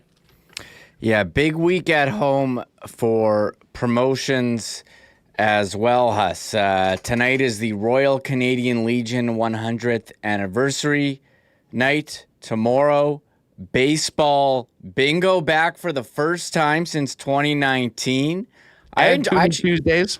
I actually play the Bombers bingo on the phone where you have a bingo card. You have to like get things that happen in the game. So that sounds pretty fun. We got country night, back to school night, and then the weekend, a number of Fan Appreciation Day on Sunday. So this is a big week for the Goldeyes. As you mentioned, the standings, big week for promotions and the summer weather. I mean, still get good weather here. End of August, nothing beats a night out at Blue Cross Park. And we mentioned last time we talked about the Toonie Tuesday. Here's the tip that there's the on-screen ordering beside that massive line. I think it was Pretty and Pionk or someone in chat said, hey, thanks for the heads up. Save me a lot of time. So if you are there and you see that big line for the Goldie Dog, go to the little screen just past it. It's against the wall. No one sees it, but it's there. Huge cheat code. You can also do it on your phone, I think, too. And then get in there. And the weather's looking nice. It sounds like they are worried about a little bit of rain tonight, both at Assiniboia Downs and at the ballpark. Tomorrow as well. But looking at the forecast, once we get through the possibility of a little bit of rain the next 2 days, sunny, 24 Wednesday, 24 Thursday, 25 Friday, 26 Saturday, 26 Sunday. It doesn't get much more perfect than that in Manitoba summer. Goldeyes.com/tickets. Get them up and get to the ballpark this week for a huge 7 games be given tonight against the first place Kansas City Monarchs. Hockey season is just around the corner. I'm sure you're aware. If you've got youngsters playing, they're probably already in camps right now. They're getting skating. This is also the time to get down to Royal Sports, Winnipeg's hockey superstore for over 50 years, to get all ready for dropping the puck. Royal Sports has the biggest and best selection of skates, $1 million inventory of sticks, goalie equipment, and full equipment for players of all skill and age levels, all sizes. One visit to Royal and you'll be ready to go on the upcoming season. Another great part about Royal is all the hockey players that work there to help you get the right fit and the best advice on what the player on your team needs for the upcoming season. While you're there, tons of new NFL merchandise coming in, Jays gear for the pennant stretch, Winnipeg Jets merchandise. It is all there right now. And yes, if you do want that Vigo Bjork jersey, they'll do one up for you as well. Royal Sports, 750 Pembina Highway. Check them out on Instagram as well at Royal Sports Winnipeg for the latest merchandise drops and sale information. I do anticipate a big tent sale coming up in the coming weeks as well. We actually have some real fun stuff cooking coming up with our friends at Travel Manitoba. Stay in tuned for that coming up. But in the meantime, if you're planning a road trip or just looking to make the most of a couple days away, check out travelmanitoba.com for the latest on festivals, road trip ideas, and so much more. And hey, if you are on the go, make sure to give them a follow on social media as well at Travel Manitoba for great content throughout the week and weekend of wonderful places in our province to make part of your Manitoba summer. And as we mentioned, we do have live racing tonight at Assiniboia Downs. We're hearing that the Wiener Dogs might not be a go because of the weather, which is unfortunate.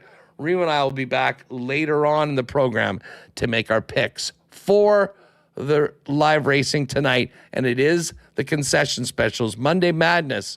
So make sure to pick up a couple $2 dogs and try that ice cream if you're out at the track tonight. All right, we will get to that. Coolbet Lines and more. But finished up the Manitoba Open yesterday. And what a tournament that was. The Swede. A big congratulations to Braxton Kuntz of Breezy Bend, who made the cut. Had a tougher and a quad on a 15, I believe, yesterday, which didn't help his placing. I think he finished 33rd, but a really strong performance by him as a young guy just getting his teeth cut as a professional. Great to see him make the cut. And congratulations to, I believe, Svard, the Swede, that ended up winning the tournament yesterday. It was Wyndham Clark winning the BMW, but the other big story in golf was the end of the Live Golf Tour as we know it, at least for the meantime. Let's bring in Golf Talk Canada's Mark Zecchino for a little wrap on the golf world coming out of a big weekend. Z, how are you? I'm good. Too long. I know, but off mic, we were chatting a little wrestling, which is always good. The wrestling community stays together here, but it's been a crazy year, good year. Still got a little bit of a ways to go here. Tour Championship's a big week. And so many storylines as we head into it. Just quickly for you, you've been a real globetrotter lately. Just all over the place. Huh? That's the thing. You get into January and this game does not stop week after week after week. There's big events with the best players on tour, and you've been involved in most of it. I'm very lucky to kind of go to some really amazing spots. Starting with Pebble Beach early in the year, and got to go to Ireland and Scotland this year. And then there's the flip side of that coin. Walking 4 days with Scotty Scheffler in Memphis a couple of weeks ago. It was 105 degrees Fahrenheit on the coldest day and 114 Fahrenheit on the hottest day. So, if you do it all year long like we do, you just get on the wheel and you don't get off, you get a bit of everything. So it's been a crazy year. Probably going to be pretty hot this upcoming week in Atlanta, I would imagine, for the Tour Championship. So, and we'll see what the weather's like at the end of September. President's Cup in Chicago is kind of like the last big one on the calendar. But the Tour Championship and who's going to win the FedEx Cup is obviously anyone who's involved in golf is kind of watching that this week. Wyndham Clark with the win yesterday almost blew it, came back and won at the end. He's got a major to his belt. It's kind of wide open. If someone put a gun to your head right now and said, who is the PGA Tour Player of the Year, who's getting the vote from Z-Man? Wyndham Clark's getting my vote if it was right now. Now, this scenario could change with the Tour Championship because Wyndham Clark has 3 wins this season on the PGA Tour. One includes the U.S. Open. So you got to give him the nod for the major and the 2 wins. Chris Gotterup's got 3 wins, but he's got nothing near a U.S. Open. Scotty Scheffler has 2 wins, including 5 second-place finishes. So how much does that weigh into the equation? Matthew Fitzpatrick has 3 wins, but one of them's a team event with his brother. Do we give that full weight? So there's a lot of conversation. Cameron Young, Players Champion, also won the Cadillac Championship. But for right now, I mean, you got to give the nod, I think, to the major win and the 3 wins. Wyndham Clark is the current player of the year, in my opinion. But there's still, that could get changed this weekend with a Scheffler win at the Tour Championship. A Gotterup win at the Tour Championship could change the outcome of player of the year. And it's nice to have a conversation around it, because we haven't had a conversation around player of the year for quite some time, because Scotty Scheffler's just had a stranglehold on it. So lots to still decide with 4 more rounds left really in the playoffs. We always pay close attention to the Canadians on tour. Unfortunately, nothing going on right now. Now, there's so many Canadians on tour, which is, I think, in my lifetime, the most. However, I mean, no one really even getting to the BMW. I mean, how would you look at this year for Canadian golf? This is a compliment to our Canadian players. I consider it a disappointment because we didn't get the win or the wins.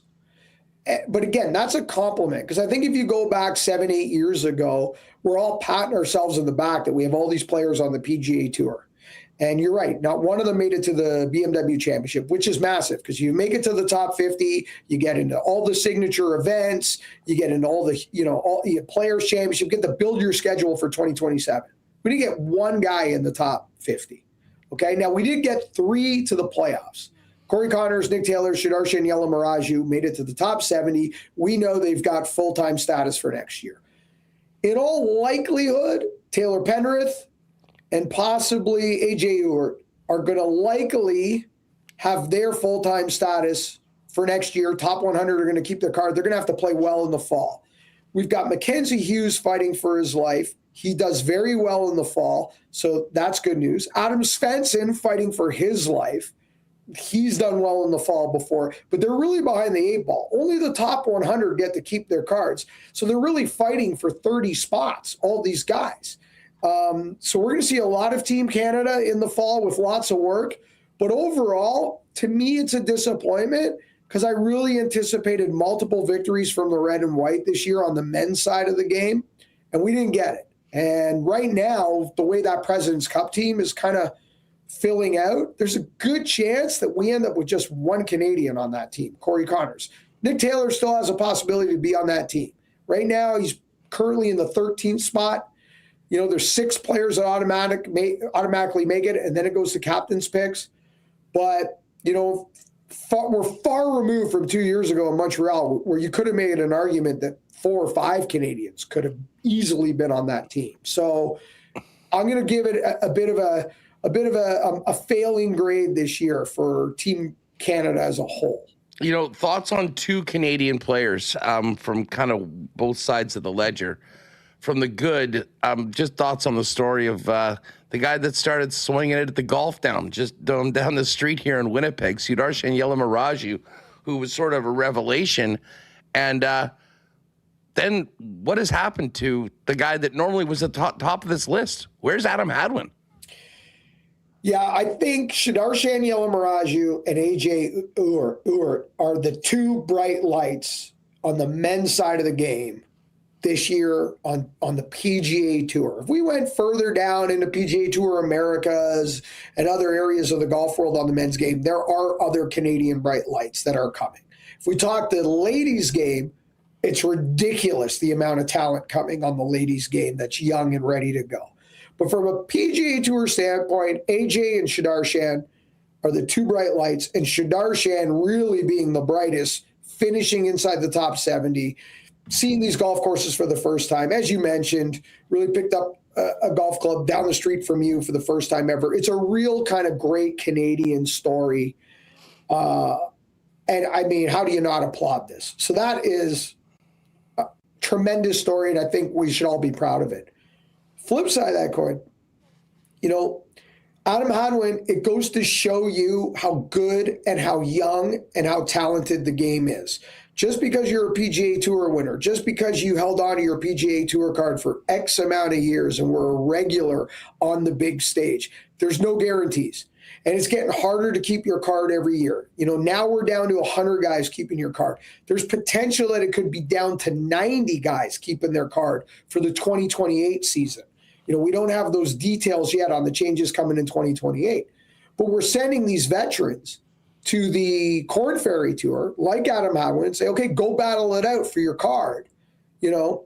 And players are realizing that the group of talent coming is tremendous. They're getting younger, they're getting stronger, they're getting faster, they're more prepared when they come out, i.e. Jackson Koiven, what we just saw recently on the PGA Tour. He qualified for the playoffs in 5 starts on the PGA Tour. We'll have full-time status next year. So there's no guarantees in this game. Adam Hadwin's still a very capable player, but it's a hard road. And then one starts to ask the question, how do you keep the desire? How do you keep the fire in the belly when you've been out there for so long, have had a really nice career? This is going to be real interesting moving forward. When we get to 2028, out goes the window of sponsors exemptions. There's no more sponsors exemptions in 2028. The classifications on past champions and things like that are going to get more narrow, more narrow, more narrow. This is going to be a big conversation in the world of golf in 2028. Is a guy like Jordan Spieth, who didn't have a top 10 this year, if Jordan Spieth falls outside the top 90 on the PGA Tour, can no longer rely on sponsors exemptions and things of that nature because of the size of his name and what he's done in the game in the past. Is a guy like that, what's he do? Does he keep playing? Or are we going to see earlier retirements than what we're accustomed to seeing and a much younger looking PGA Tour? I mean, huge possibility. These guys don't need the money, right? They've made more money than God. So how long do they stay out there and fight? How do they keep the desire? This next 2 years are going to be really interesting. Well, for some of these guys, one thing that doesn't seem it's going to be there is the Live Golf Tour. Indianapolis yesterday, a very toned down celebration for, what was it, Legion 13 with their Live Golf Championship. I mean, Mark, obviously you're, with the PGA Tour, and the Live did a lot of damage to the PGA Tour and golf overall. But just thoughts on right now, and what are you hearing? I mean, do you think that this is the last we have seen of Live? I am of that opinion. I mean, to do what they want to do without the Saudi money just doesn't seem feasible. How is this going to change pro golf into the next couple of years? And where does it leave the likes of, never mind John Rahm, what about the rank and file on the tour? Because, I mean, for all the big stars they have, there's a lot of guys that aren't household names that are not going to have these same options that a Rahm or a Cam Smith might, or Bryson. Totally. I'm with you. I believe we've seen the last, because from what I understand, the funding that is currently in place is attached to a bunch of restructuring.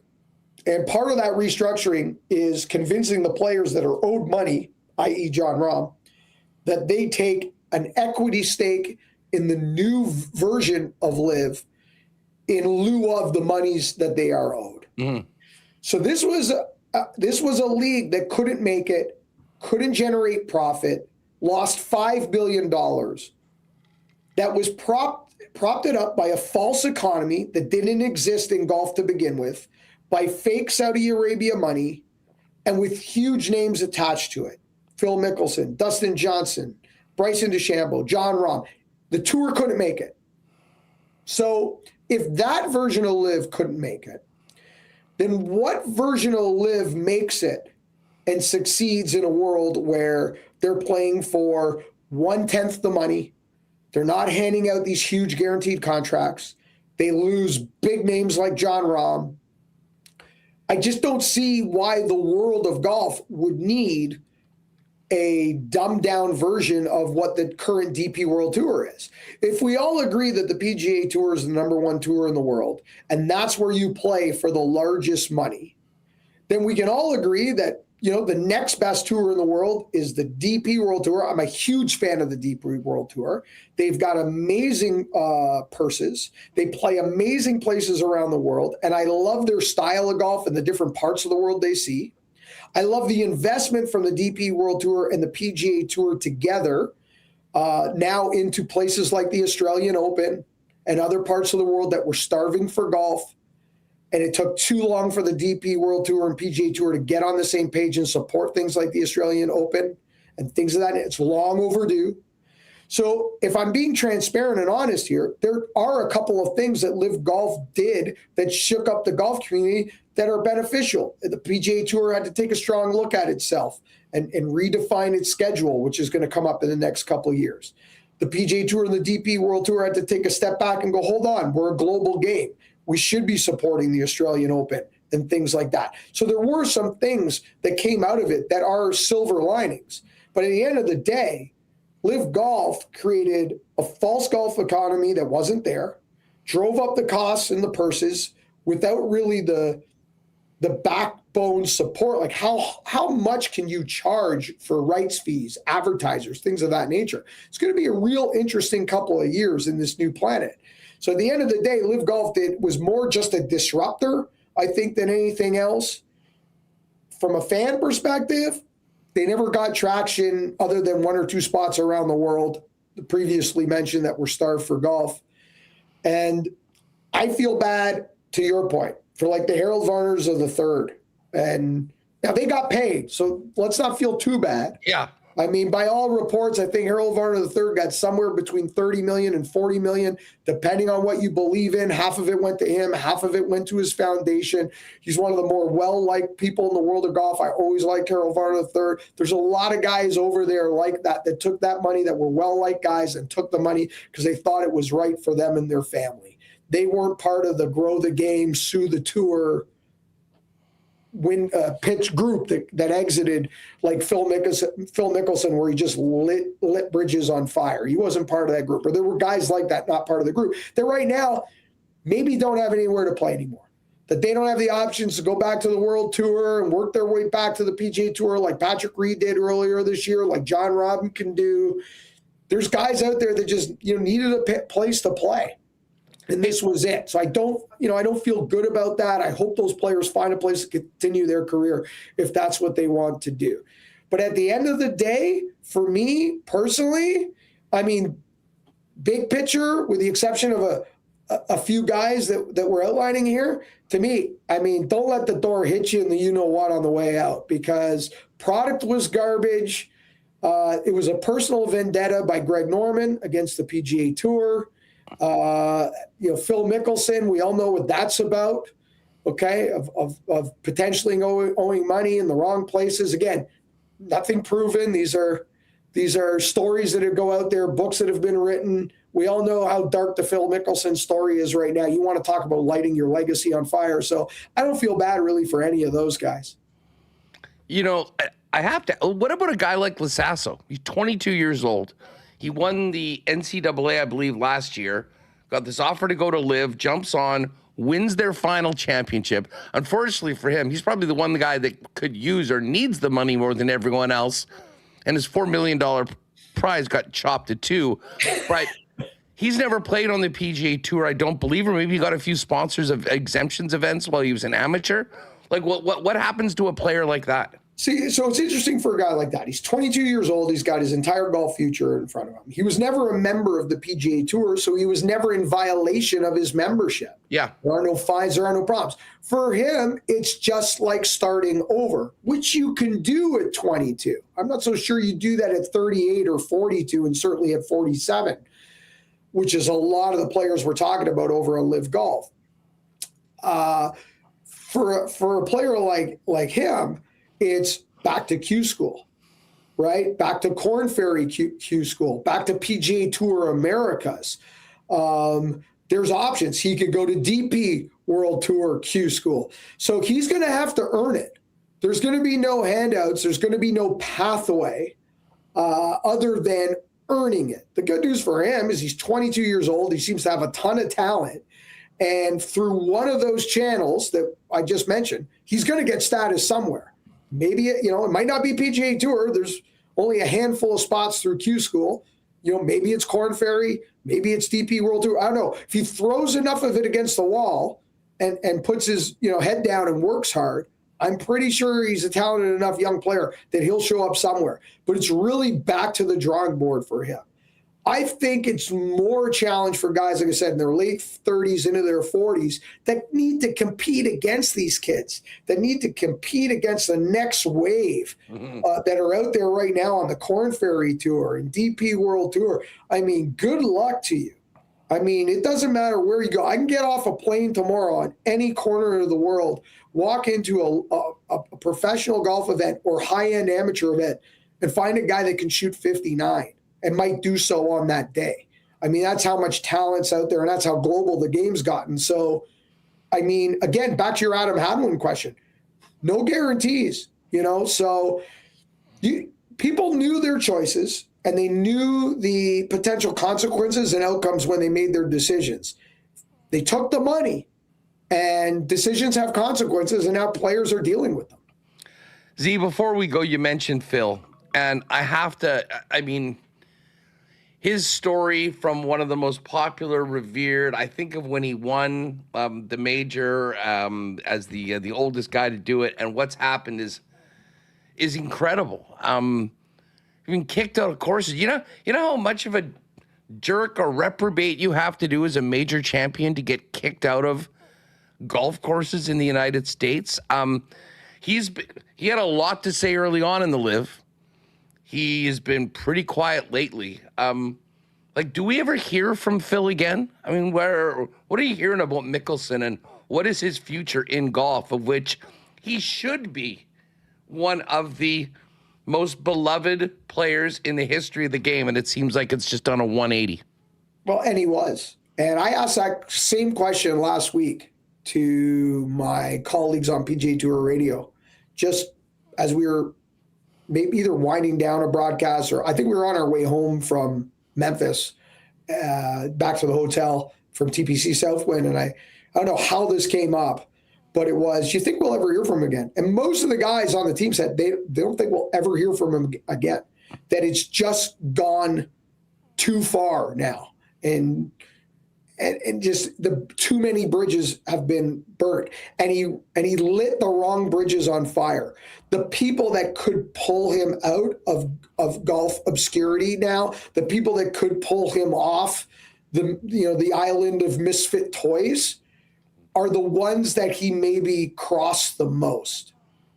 I'm talking professionally, because there's a lot of things in his personal life going on, and that maybe he crossed a lot of people in his personal life harder than he did in his professional life. There are pending lawsuits. He's denying it. Nothing's proven. It's hearsay. But in public opinion, we know how that goes. I mean, this is one of the largest falls from grace you've ever seen.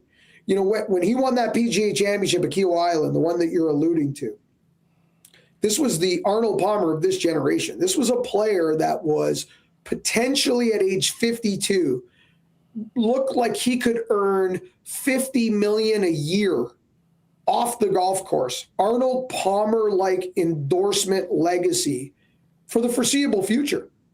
You know, for 20 plus years, you know, Phil Mickelson, the brand of Phil Mickelson, could earn between $50 to $100 million for the foreseeable decades to come. There were stories and rumors about CBS welcoming him into the tower. It would have been incredible. Yeah.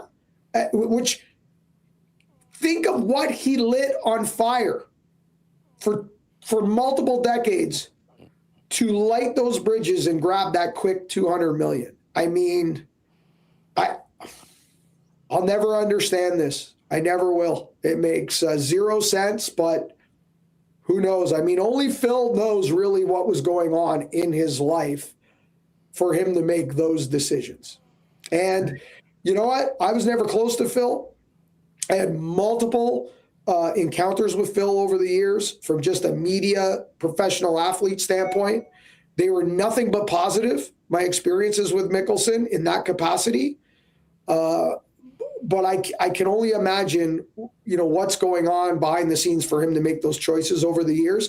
And the one rumor I always heard, and the one story I was always told from certain people that were in those rooms, was one of Phil's biggest flaws is he always thinks he's the smartest guy in the room. And sometimes that can be dangerous.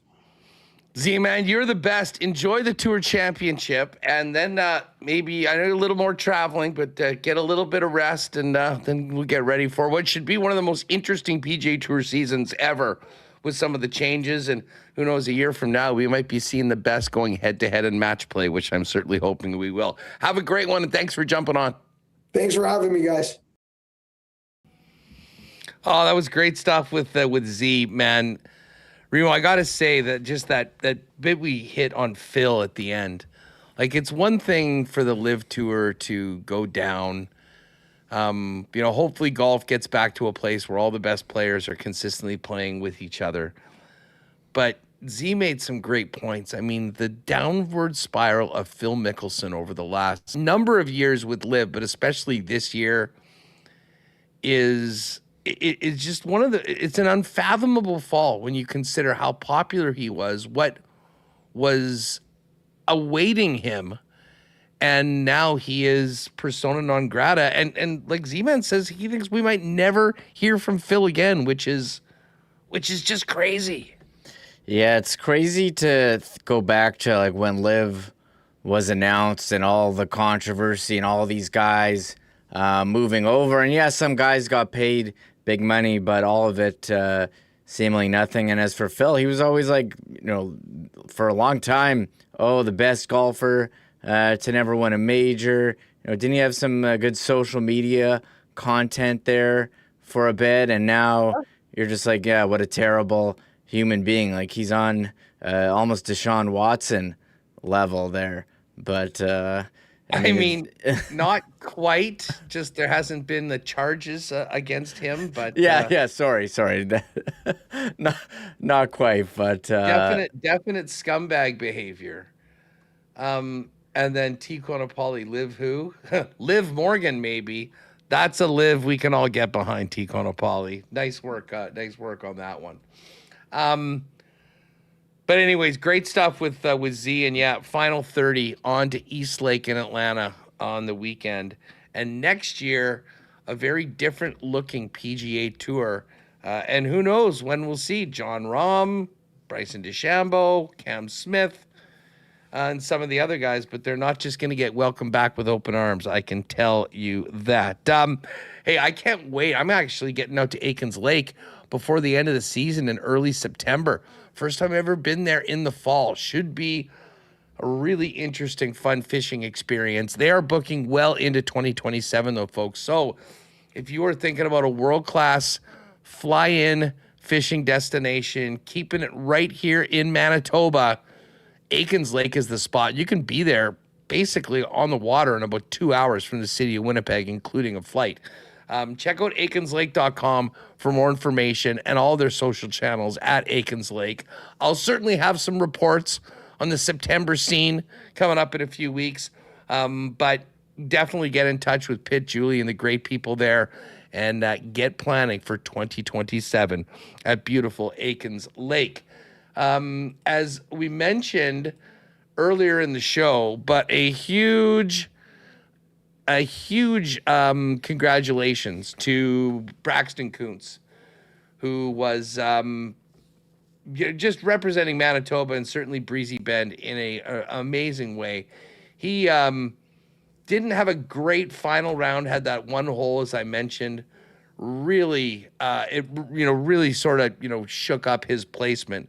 But overall, ended up being a great tournament overall for him. Daniel Svard, the Swede, shot a 70 in the final round to win at -14. Huge congrats to Elmhurst and, the way they set that up. Often you'll get these guys coming in. They're so good. I mean, the scores are 28 under, 30 under. Elmhurst held up really, really well. -14, won in a playoff over American Adam Duncan. Etienne Papineau was the top Canadian. He's had a great year. He was T5. And then another Canadian, Brady McKinley, T18. And Peyton Kellens and Axton Hooch. And then as we go down, we see our guy Braxton Kuntz, who ended up finishing T56 +3 after he's 76. But qualifying 65 in the first round, big things to come for Braxton of Breezy Bend. Check out breezybend.ca for more information on membership for 2027.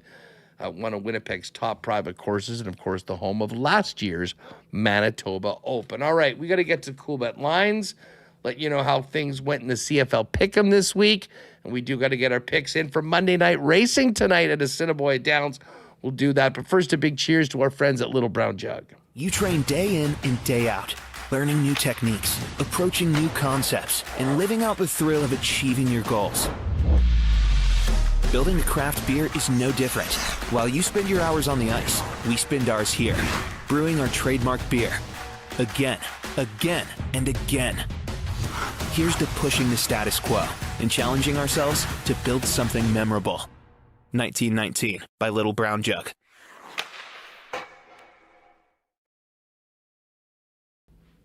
All right, Remo, let's get to the Coolbet Lines. How'd your picks go today? How'd your picks go yesterday or this week in the Pick'em? Yeah, I went 4 for 4, getting all of the games correct. I'm pretty happy about that, but I can't predict the scores. I think I had some close ones where I'm off by 2 points, but that doesn't get it done. So I got my 20 points. But I didn't, get any bonuses. So it was Darren Bam Bams who took the top spot. And I see you got 25. Good for you. But you took the Bombers. I did not take the Bombers. I got all of them all right. So I'll give myself a pat on the back for that. Bombing must have had another score right. He had two. He had the result for Montreal correct, but he had Ottawa score. He guessed 16, and he guessed BC would get 30 over Saskatchewan. But he had them losing, so he didn't. So that's how he got his bonus points. So he had 2 scores correct of a single team, but only one of them he got the correct result. Interesting. Yeah, I had Ottawa with 16 points as well.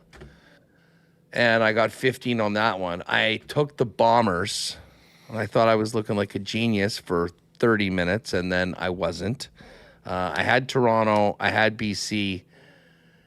I had BC 31 and not 30. Barely missed it. But here's what you really need to know. The battle for the trip to Calgary. So Bombing wins, Bam Bams. He's up to 7th in the overall standings, but it's Skins 44 with the lead at 220. But there's no room for error. Izzy 9991 is 215. Cold Friesen 215. Tedlai 210. Rob Pepper 210. Cowboys now up to 205. And Bam Bams is 200.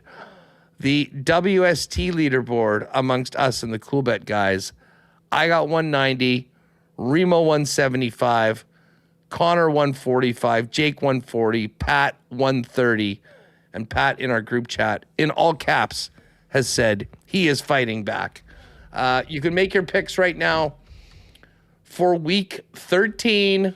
Again, $50 up for grabs every week, totally free. Just make sure you have a Coolbet account. Click on the WST logo in the promotions page or under Coolbet League and get your picks in. Montreal at Winnipeg, Hamilton at Calgary, Toronto at Sask, and BC at Ottawa. As far as the Coolbet lines go, little bit of a quiet night. No Blue Jays. Tough loss yesterday for the Jays, Reem, but the Jays still in a very, very good spot. Connor and I got on this last week. With the 3-3 week for the Jays, it hasn't changed. If you do want to click on baseball futures and look at team playoffs, you will see Toronto Blue Jays. Is that 325, Reem? Plus 250 to make the playoffs right now. They have a special. It's down to plus 250. Yeah. All righty then. Well, if any of you rode with Connor and myself when we got it at plus 325 last week, Good for you. But the Jays are in a very good spot right now. They get going tomorrow. My computer's freezing right now, Remis, which is not a great thing. Let me just pull this up here. Jays. Sure, they're hosting the Royals tomorrow. Max Scherzer against Seth Lugo at Rogers Center. Perfect timing for the Jays to get the Royals. They have been brutal. Although, actually, they're playing pretty good right now. And then the weekend, they get the Mariners. That'll be a big series. Your Mariners, you picked a good week to go off, to leave. Two of the more humiliating and embarrassing losses in Mariners history, all in the last 1 week, including that 22-0 shellacking to the Brewers. Yeah, they lost 19-2 on yesterday to the Cubs, and as you mentioned, to the Brewers, gave up 22. And not only that, it was Julio Rodriguez, thought the inning was over, tossed a ball that he caught into the stands because, I guess he lost count after getting up so many runs. It must be the third out. No, it wasn't. And that ended up making it into a ground where guys can take extra bases because he threw a live ball into the stands. And a lot of people are wondering if I would throw all my Seattle hats in the garbage. And the answer is I don't throw anything in the garbage ever. So I needed a hat that fit my outfit today. I have a WST hat that's kind of the same. I couldn't find it in the pile right before we went on. So I'm rocking this. It's fine. It's a fashion thing at this point. They went so long without making the playoffs. Had a nice run last year, losing to the Blue Jays. And now, I guess, having the hangover of that season this year. Well, they're still in it. I mean, so this is the way the wild card looks. The Rangers and the Guardians are tied for the wild card. The Jays are 1.5 back. Twins and Orioles 2 back. Mariners 3 back. Tigers 3.5 back. Rays play the Tigers tonight. Tigers are at home plus 110 underdogs. The Red Sox minus 132 in Miami against the Marlins. Rockies Nationals. Nobody cares about that game. Nats are a big favorite. Rangers White Sox. So Jays fans, we're cheering for the White Sox tonight. The Angels and Guardians. We need the Angels tonight. Who's pitching in that game? George Klassen and Parker Messick. Angels plus 137 at there. The Twins are in Sacramento to take on the A's. Cubs minus 147 in Arizona to take on the Diamondbacks. Padres slight favorite at home against the Phillies. Against the Pirates. The Phillies are in Seattle against the Mariners. We'd like the Phillies. So here's a parlay. This is the best case scenario for the Jays parlay tonight. White Sox over the Rangers, Angels over the Guardians, A's over the Twins, and the Phillies over the Mariners. 16-40. Now there's 2 underdogs, A's and Angels, and 2 slight favorites, White Sox and Phillies. Might have to drop a little something in there. We do have WNBA tonight, though. It was a big day in the dub yesterday, Remo. Caitlin, 37-10. Big win. Now, what do we have here? I think it's there's 2 games tonight. Big one between 2 of the best teams in the league. Minnesota Lynx, Golden State Valkyries. Minnesota 4.5-point favorites. And Angel Reese in the Atlanta Dream. Angel went for 31, career high on the weekend. She has their team, they're 10.5-point favorites against the LA Sparks. They beat them by 36 last week. So we may have to lean on the 2 favorites tonight. Minnesota and Atlanta.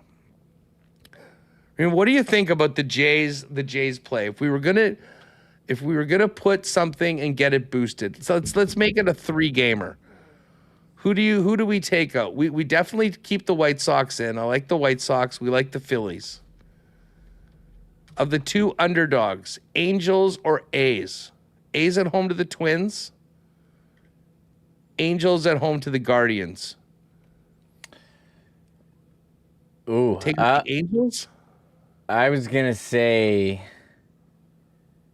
Oh, man.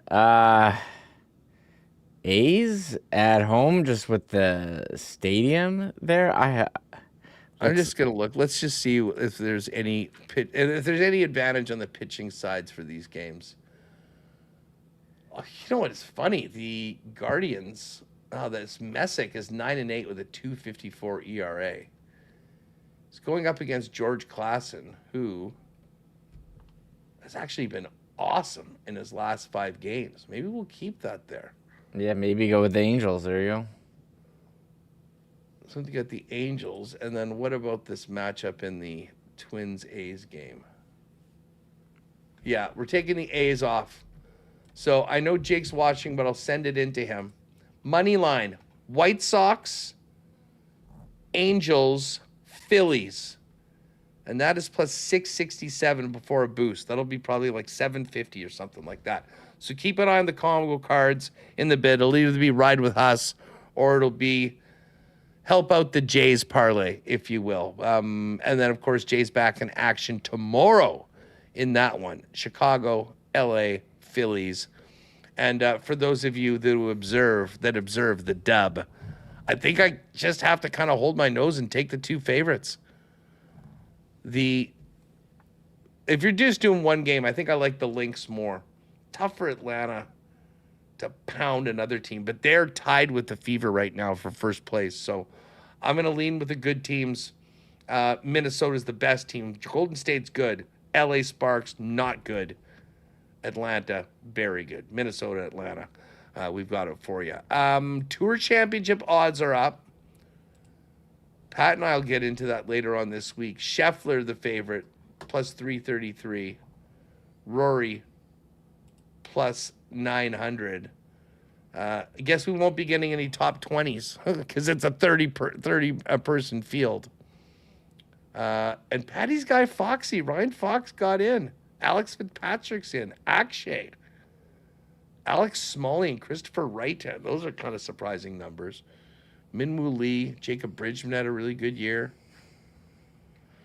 So the odds are up right now for the Tour Championship. We'll put something together for that coming up on Wednesday. So a little quieter night. The one thing that isn't quiet, we do have baseball right here. And this is a big, big game. I'm just looking to see North America. Can we find Canada? Looking to see if we've got a Gold Eyes line for tonight, but it might not be up yet. The team's coming in late. They might be looking at I don't think they have line. it. But keep an eye out. Keep an eye out later on before the game if you do want to get in. Jays will probably be underdogs. Casey's rolling right now. Or Jays, Gold Eyes. And that game's 6:30 tonight down at the ballpark. As well. Now, Remo, I know there was a lot of people. It doesn't sound like we're going to get the Wiener Dogs tonight. And it looks pretty nice outside, but they are expecting some rain. So I guess the rain's a no-go for the little guys. But we do have a full slate of live racing. And how about this, folks? Our head-to-head pick'em contest all year long, we are within $10 of each other right now. And there's still plenty of time left, but holy smokes, Remo, it is tight as we come into tonight's action. Yeah, you reminded me when I was away, was making picks. It was nice sitting outside and doing a couple, and I had nothing major, but I hit 3 winners last week, so I had a plus week. So that's all I'm trying to do. I don't know, I haven't been able to hit that big trifecta box like you have and get that big win to push ahead, but I'm just trying to keep it steady. And, I'll take a couple shots here on a trifecta, but I am going with a couple win bets and an exacta tonight. I'm race 4, 5, 6, 7 for tonight. What about you? I am race 3, 4, 5, 6 tonight. So I'll perfect. Well, you go for race 3. Okay, race 3, I've got horse 3 to win. Del Vecchio, going back. Oh, Del Vecchio. Del Vecchio's in. Third on the program selection there, but I like this horse. We'll see if Bossy Holiday is a big favorite, can hang on, but I'll go with Del Vecchio as the underdog. All right, race 4. This is a bit of a cop-out. I went program and AI selections on a triactor, 156 on a triactor box. I'm going with Diamond Rim, the second favorite horse, to upset the favorite Tail Lights for the win. So I'm just on 6 to win here. Nicely done. Lieutenant Norm is back in race number 2 or race 5, which is always one that I liked. But in race number 5, I went with a 3-7 exacta, Red Roadrunner, and Bling Bling Bling. So what do we want to call it? A exacta box, I should say. So 3-7-7-3 either way for me. Okay, I'm on the chalk exacta box. Program selection AI Smart Pick 5-7 exacta box here for me on that one. All right. Race 6. Here's my triactor that I kind of take a bit of a swing for. I'm going 3, Seagold Go. Number 4, Oh So Bouncy. And number 7, Are You Not Entertained, the favorite. 3-4-7 triactor box in race number 6. Okay, I'm on the similar page to you, but I have 3-6-7. I've got the long shot, Pleasant Time squeaking in there. And, we've seen crazy stuff before, some high-paying ones. Maybe we'll get luckier. So I'm on 3-6-7. We both have 3 and 7 in this one. Yeah. You didn't like Oh So Bouncy? I thought it was a great name. Is that the one that I have? No, I do have. Wait. Sorry, I'm reading it wrong. I do have also. I have 4-6-7. 4-6-7. I don't have 3. I have 4-7. I got you. Okay, sorry. 4-6-7. So we're both on 4 and 7. Yeah, you got it. Okay, now back to my final pick. It's race 7. And we're just going number 1 to win. Money Mitch, $4. Antonio Whitehall on the ride. Hopefully we can get that done. Now, it gets going at 7:30 tonight. And it is Monday Madness at the track. So hot dogs are $2. Drinks are $2. Ice cream's $2. Hot dogs, it's a great deal. Beers are $5. So, if you got a clean slate tonight and you're not at the ballpark, hit the track tonight.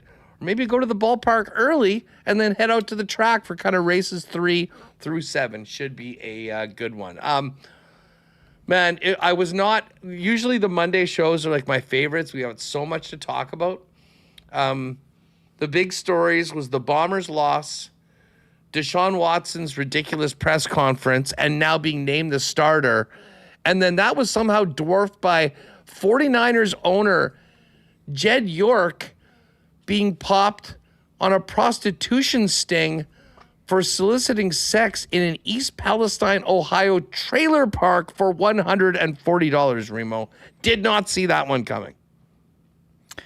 Yeah, this is off season for the NFL. It's usually a lot going on. We had the Vrabel, Rossini scandal, but for the 49ers owner, billionaire, to be caught in a trailer park in Ohio paying $140 for, I don't know, I guess I'm blown away by that sentence. Why would you be in there? I'm sure there's more discreet ways of doing that, or higher end. I don't know much about that world, but the fact that there's a mugshot of this guy and that's the headline, and this isn't even new for NFL owners. Robert Kraft was busted in the strip mall a couple of years ago. Orchids of Asia, baby. We'll always remember that. It's the name of my fantasy team. Yeah, so what's your new team? Like East Palestine Trailer Park? Like that's wild situation. So And do you remember? Does the East Palestine or Palestine, Ohio, ring a bell to you? it You know, sounds what's noticeable of that?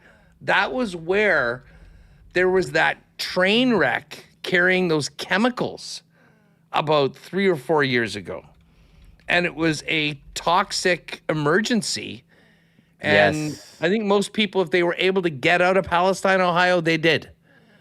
So I don't know what's left in the trailer parks of East Palestine, Ohio, but let's just say that I'm pretty sure Jed York's the first NFL owner to be hanging out there, and certainly the one getting busted for prostitution.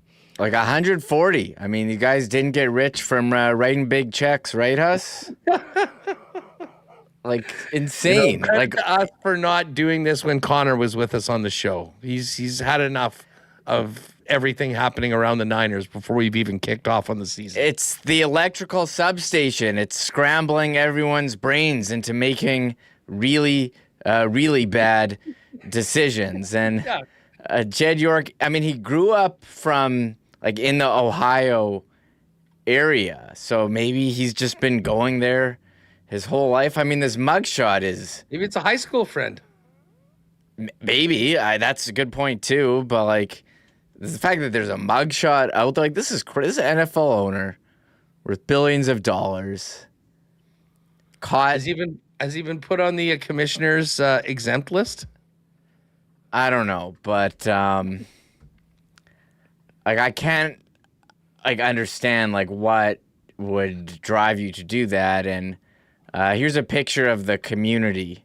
This is the picture that's going. I mean, it looks like a nice It's pretty nice community, for a trailer but I mean, it's got driveways, nice places, it's good trees, a lot of sun. But this is a billionaire sports owner.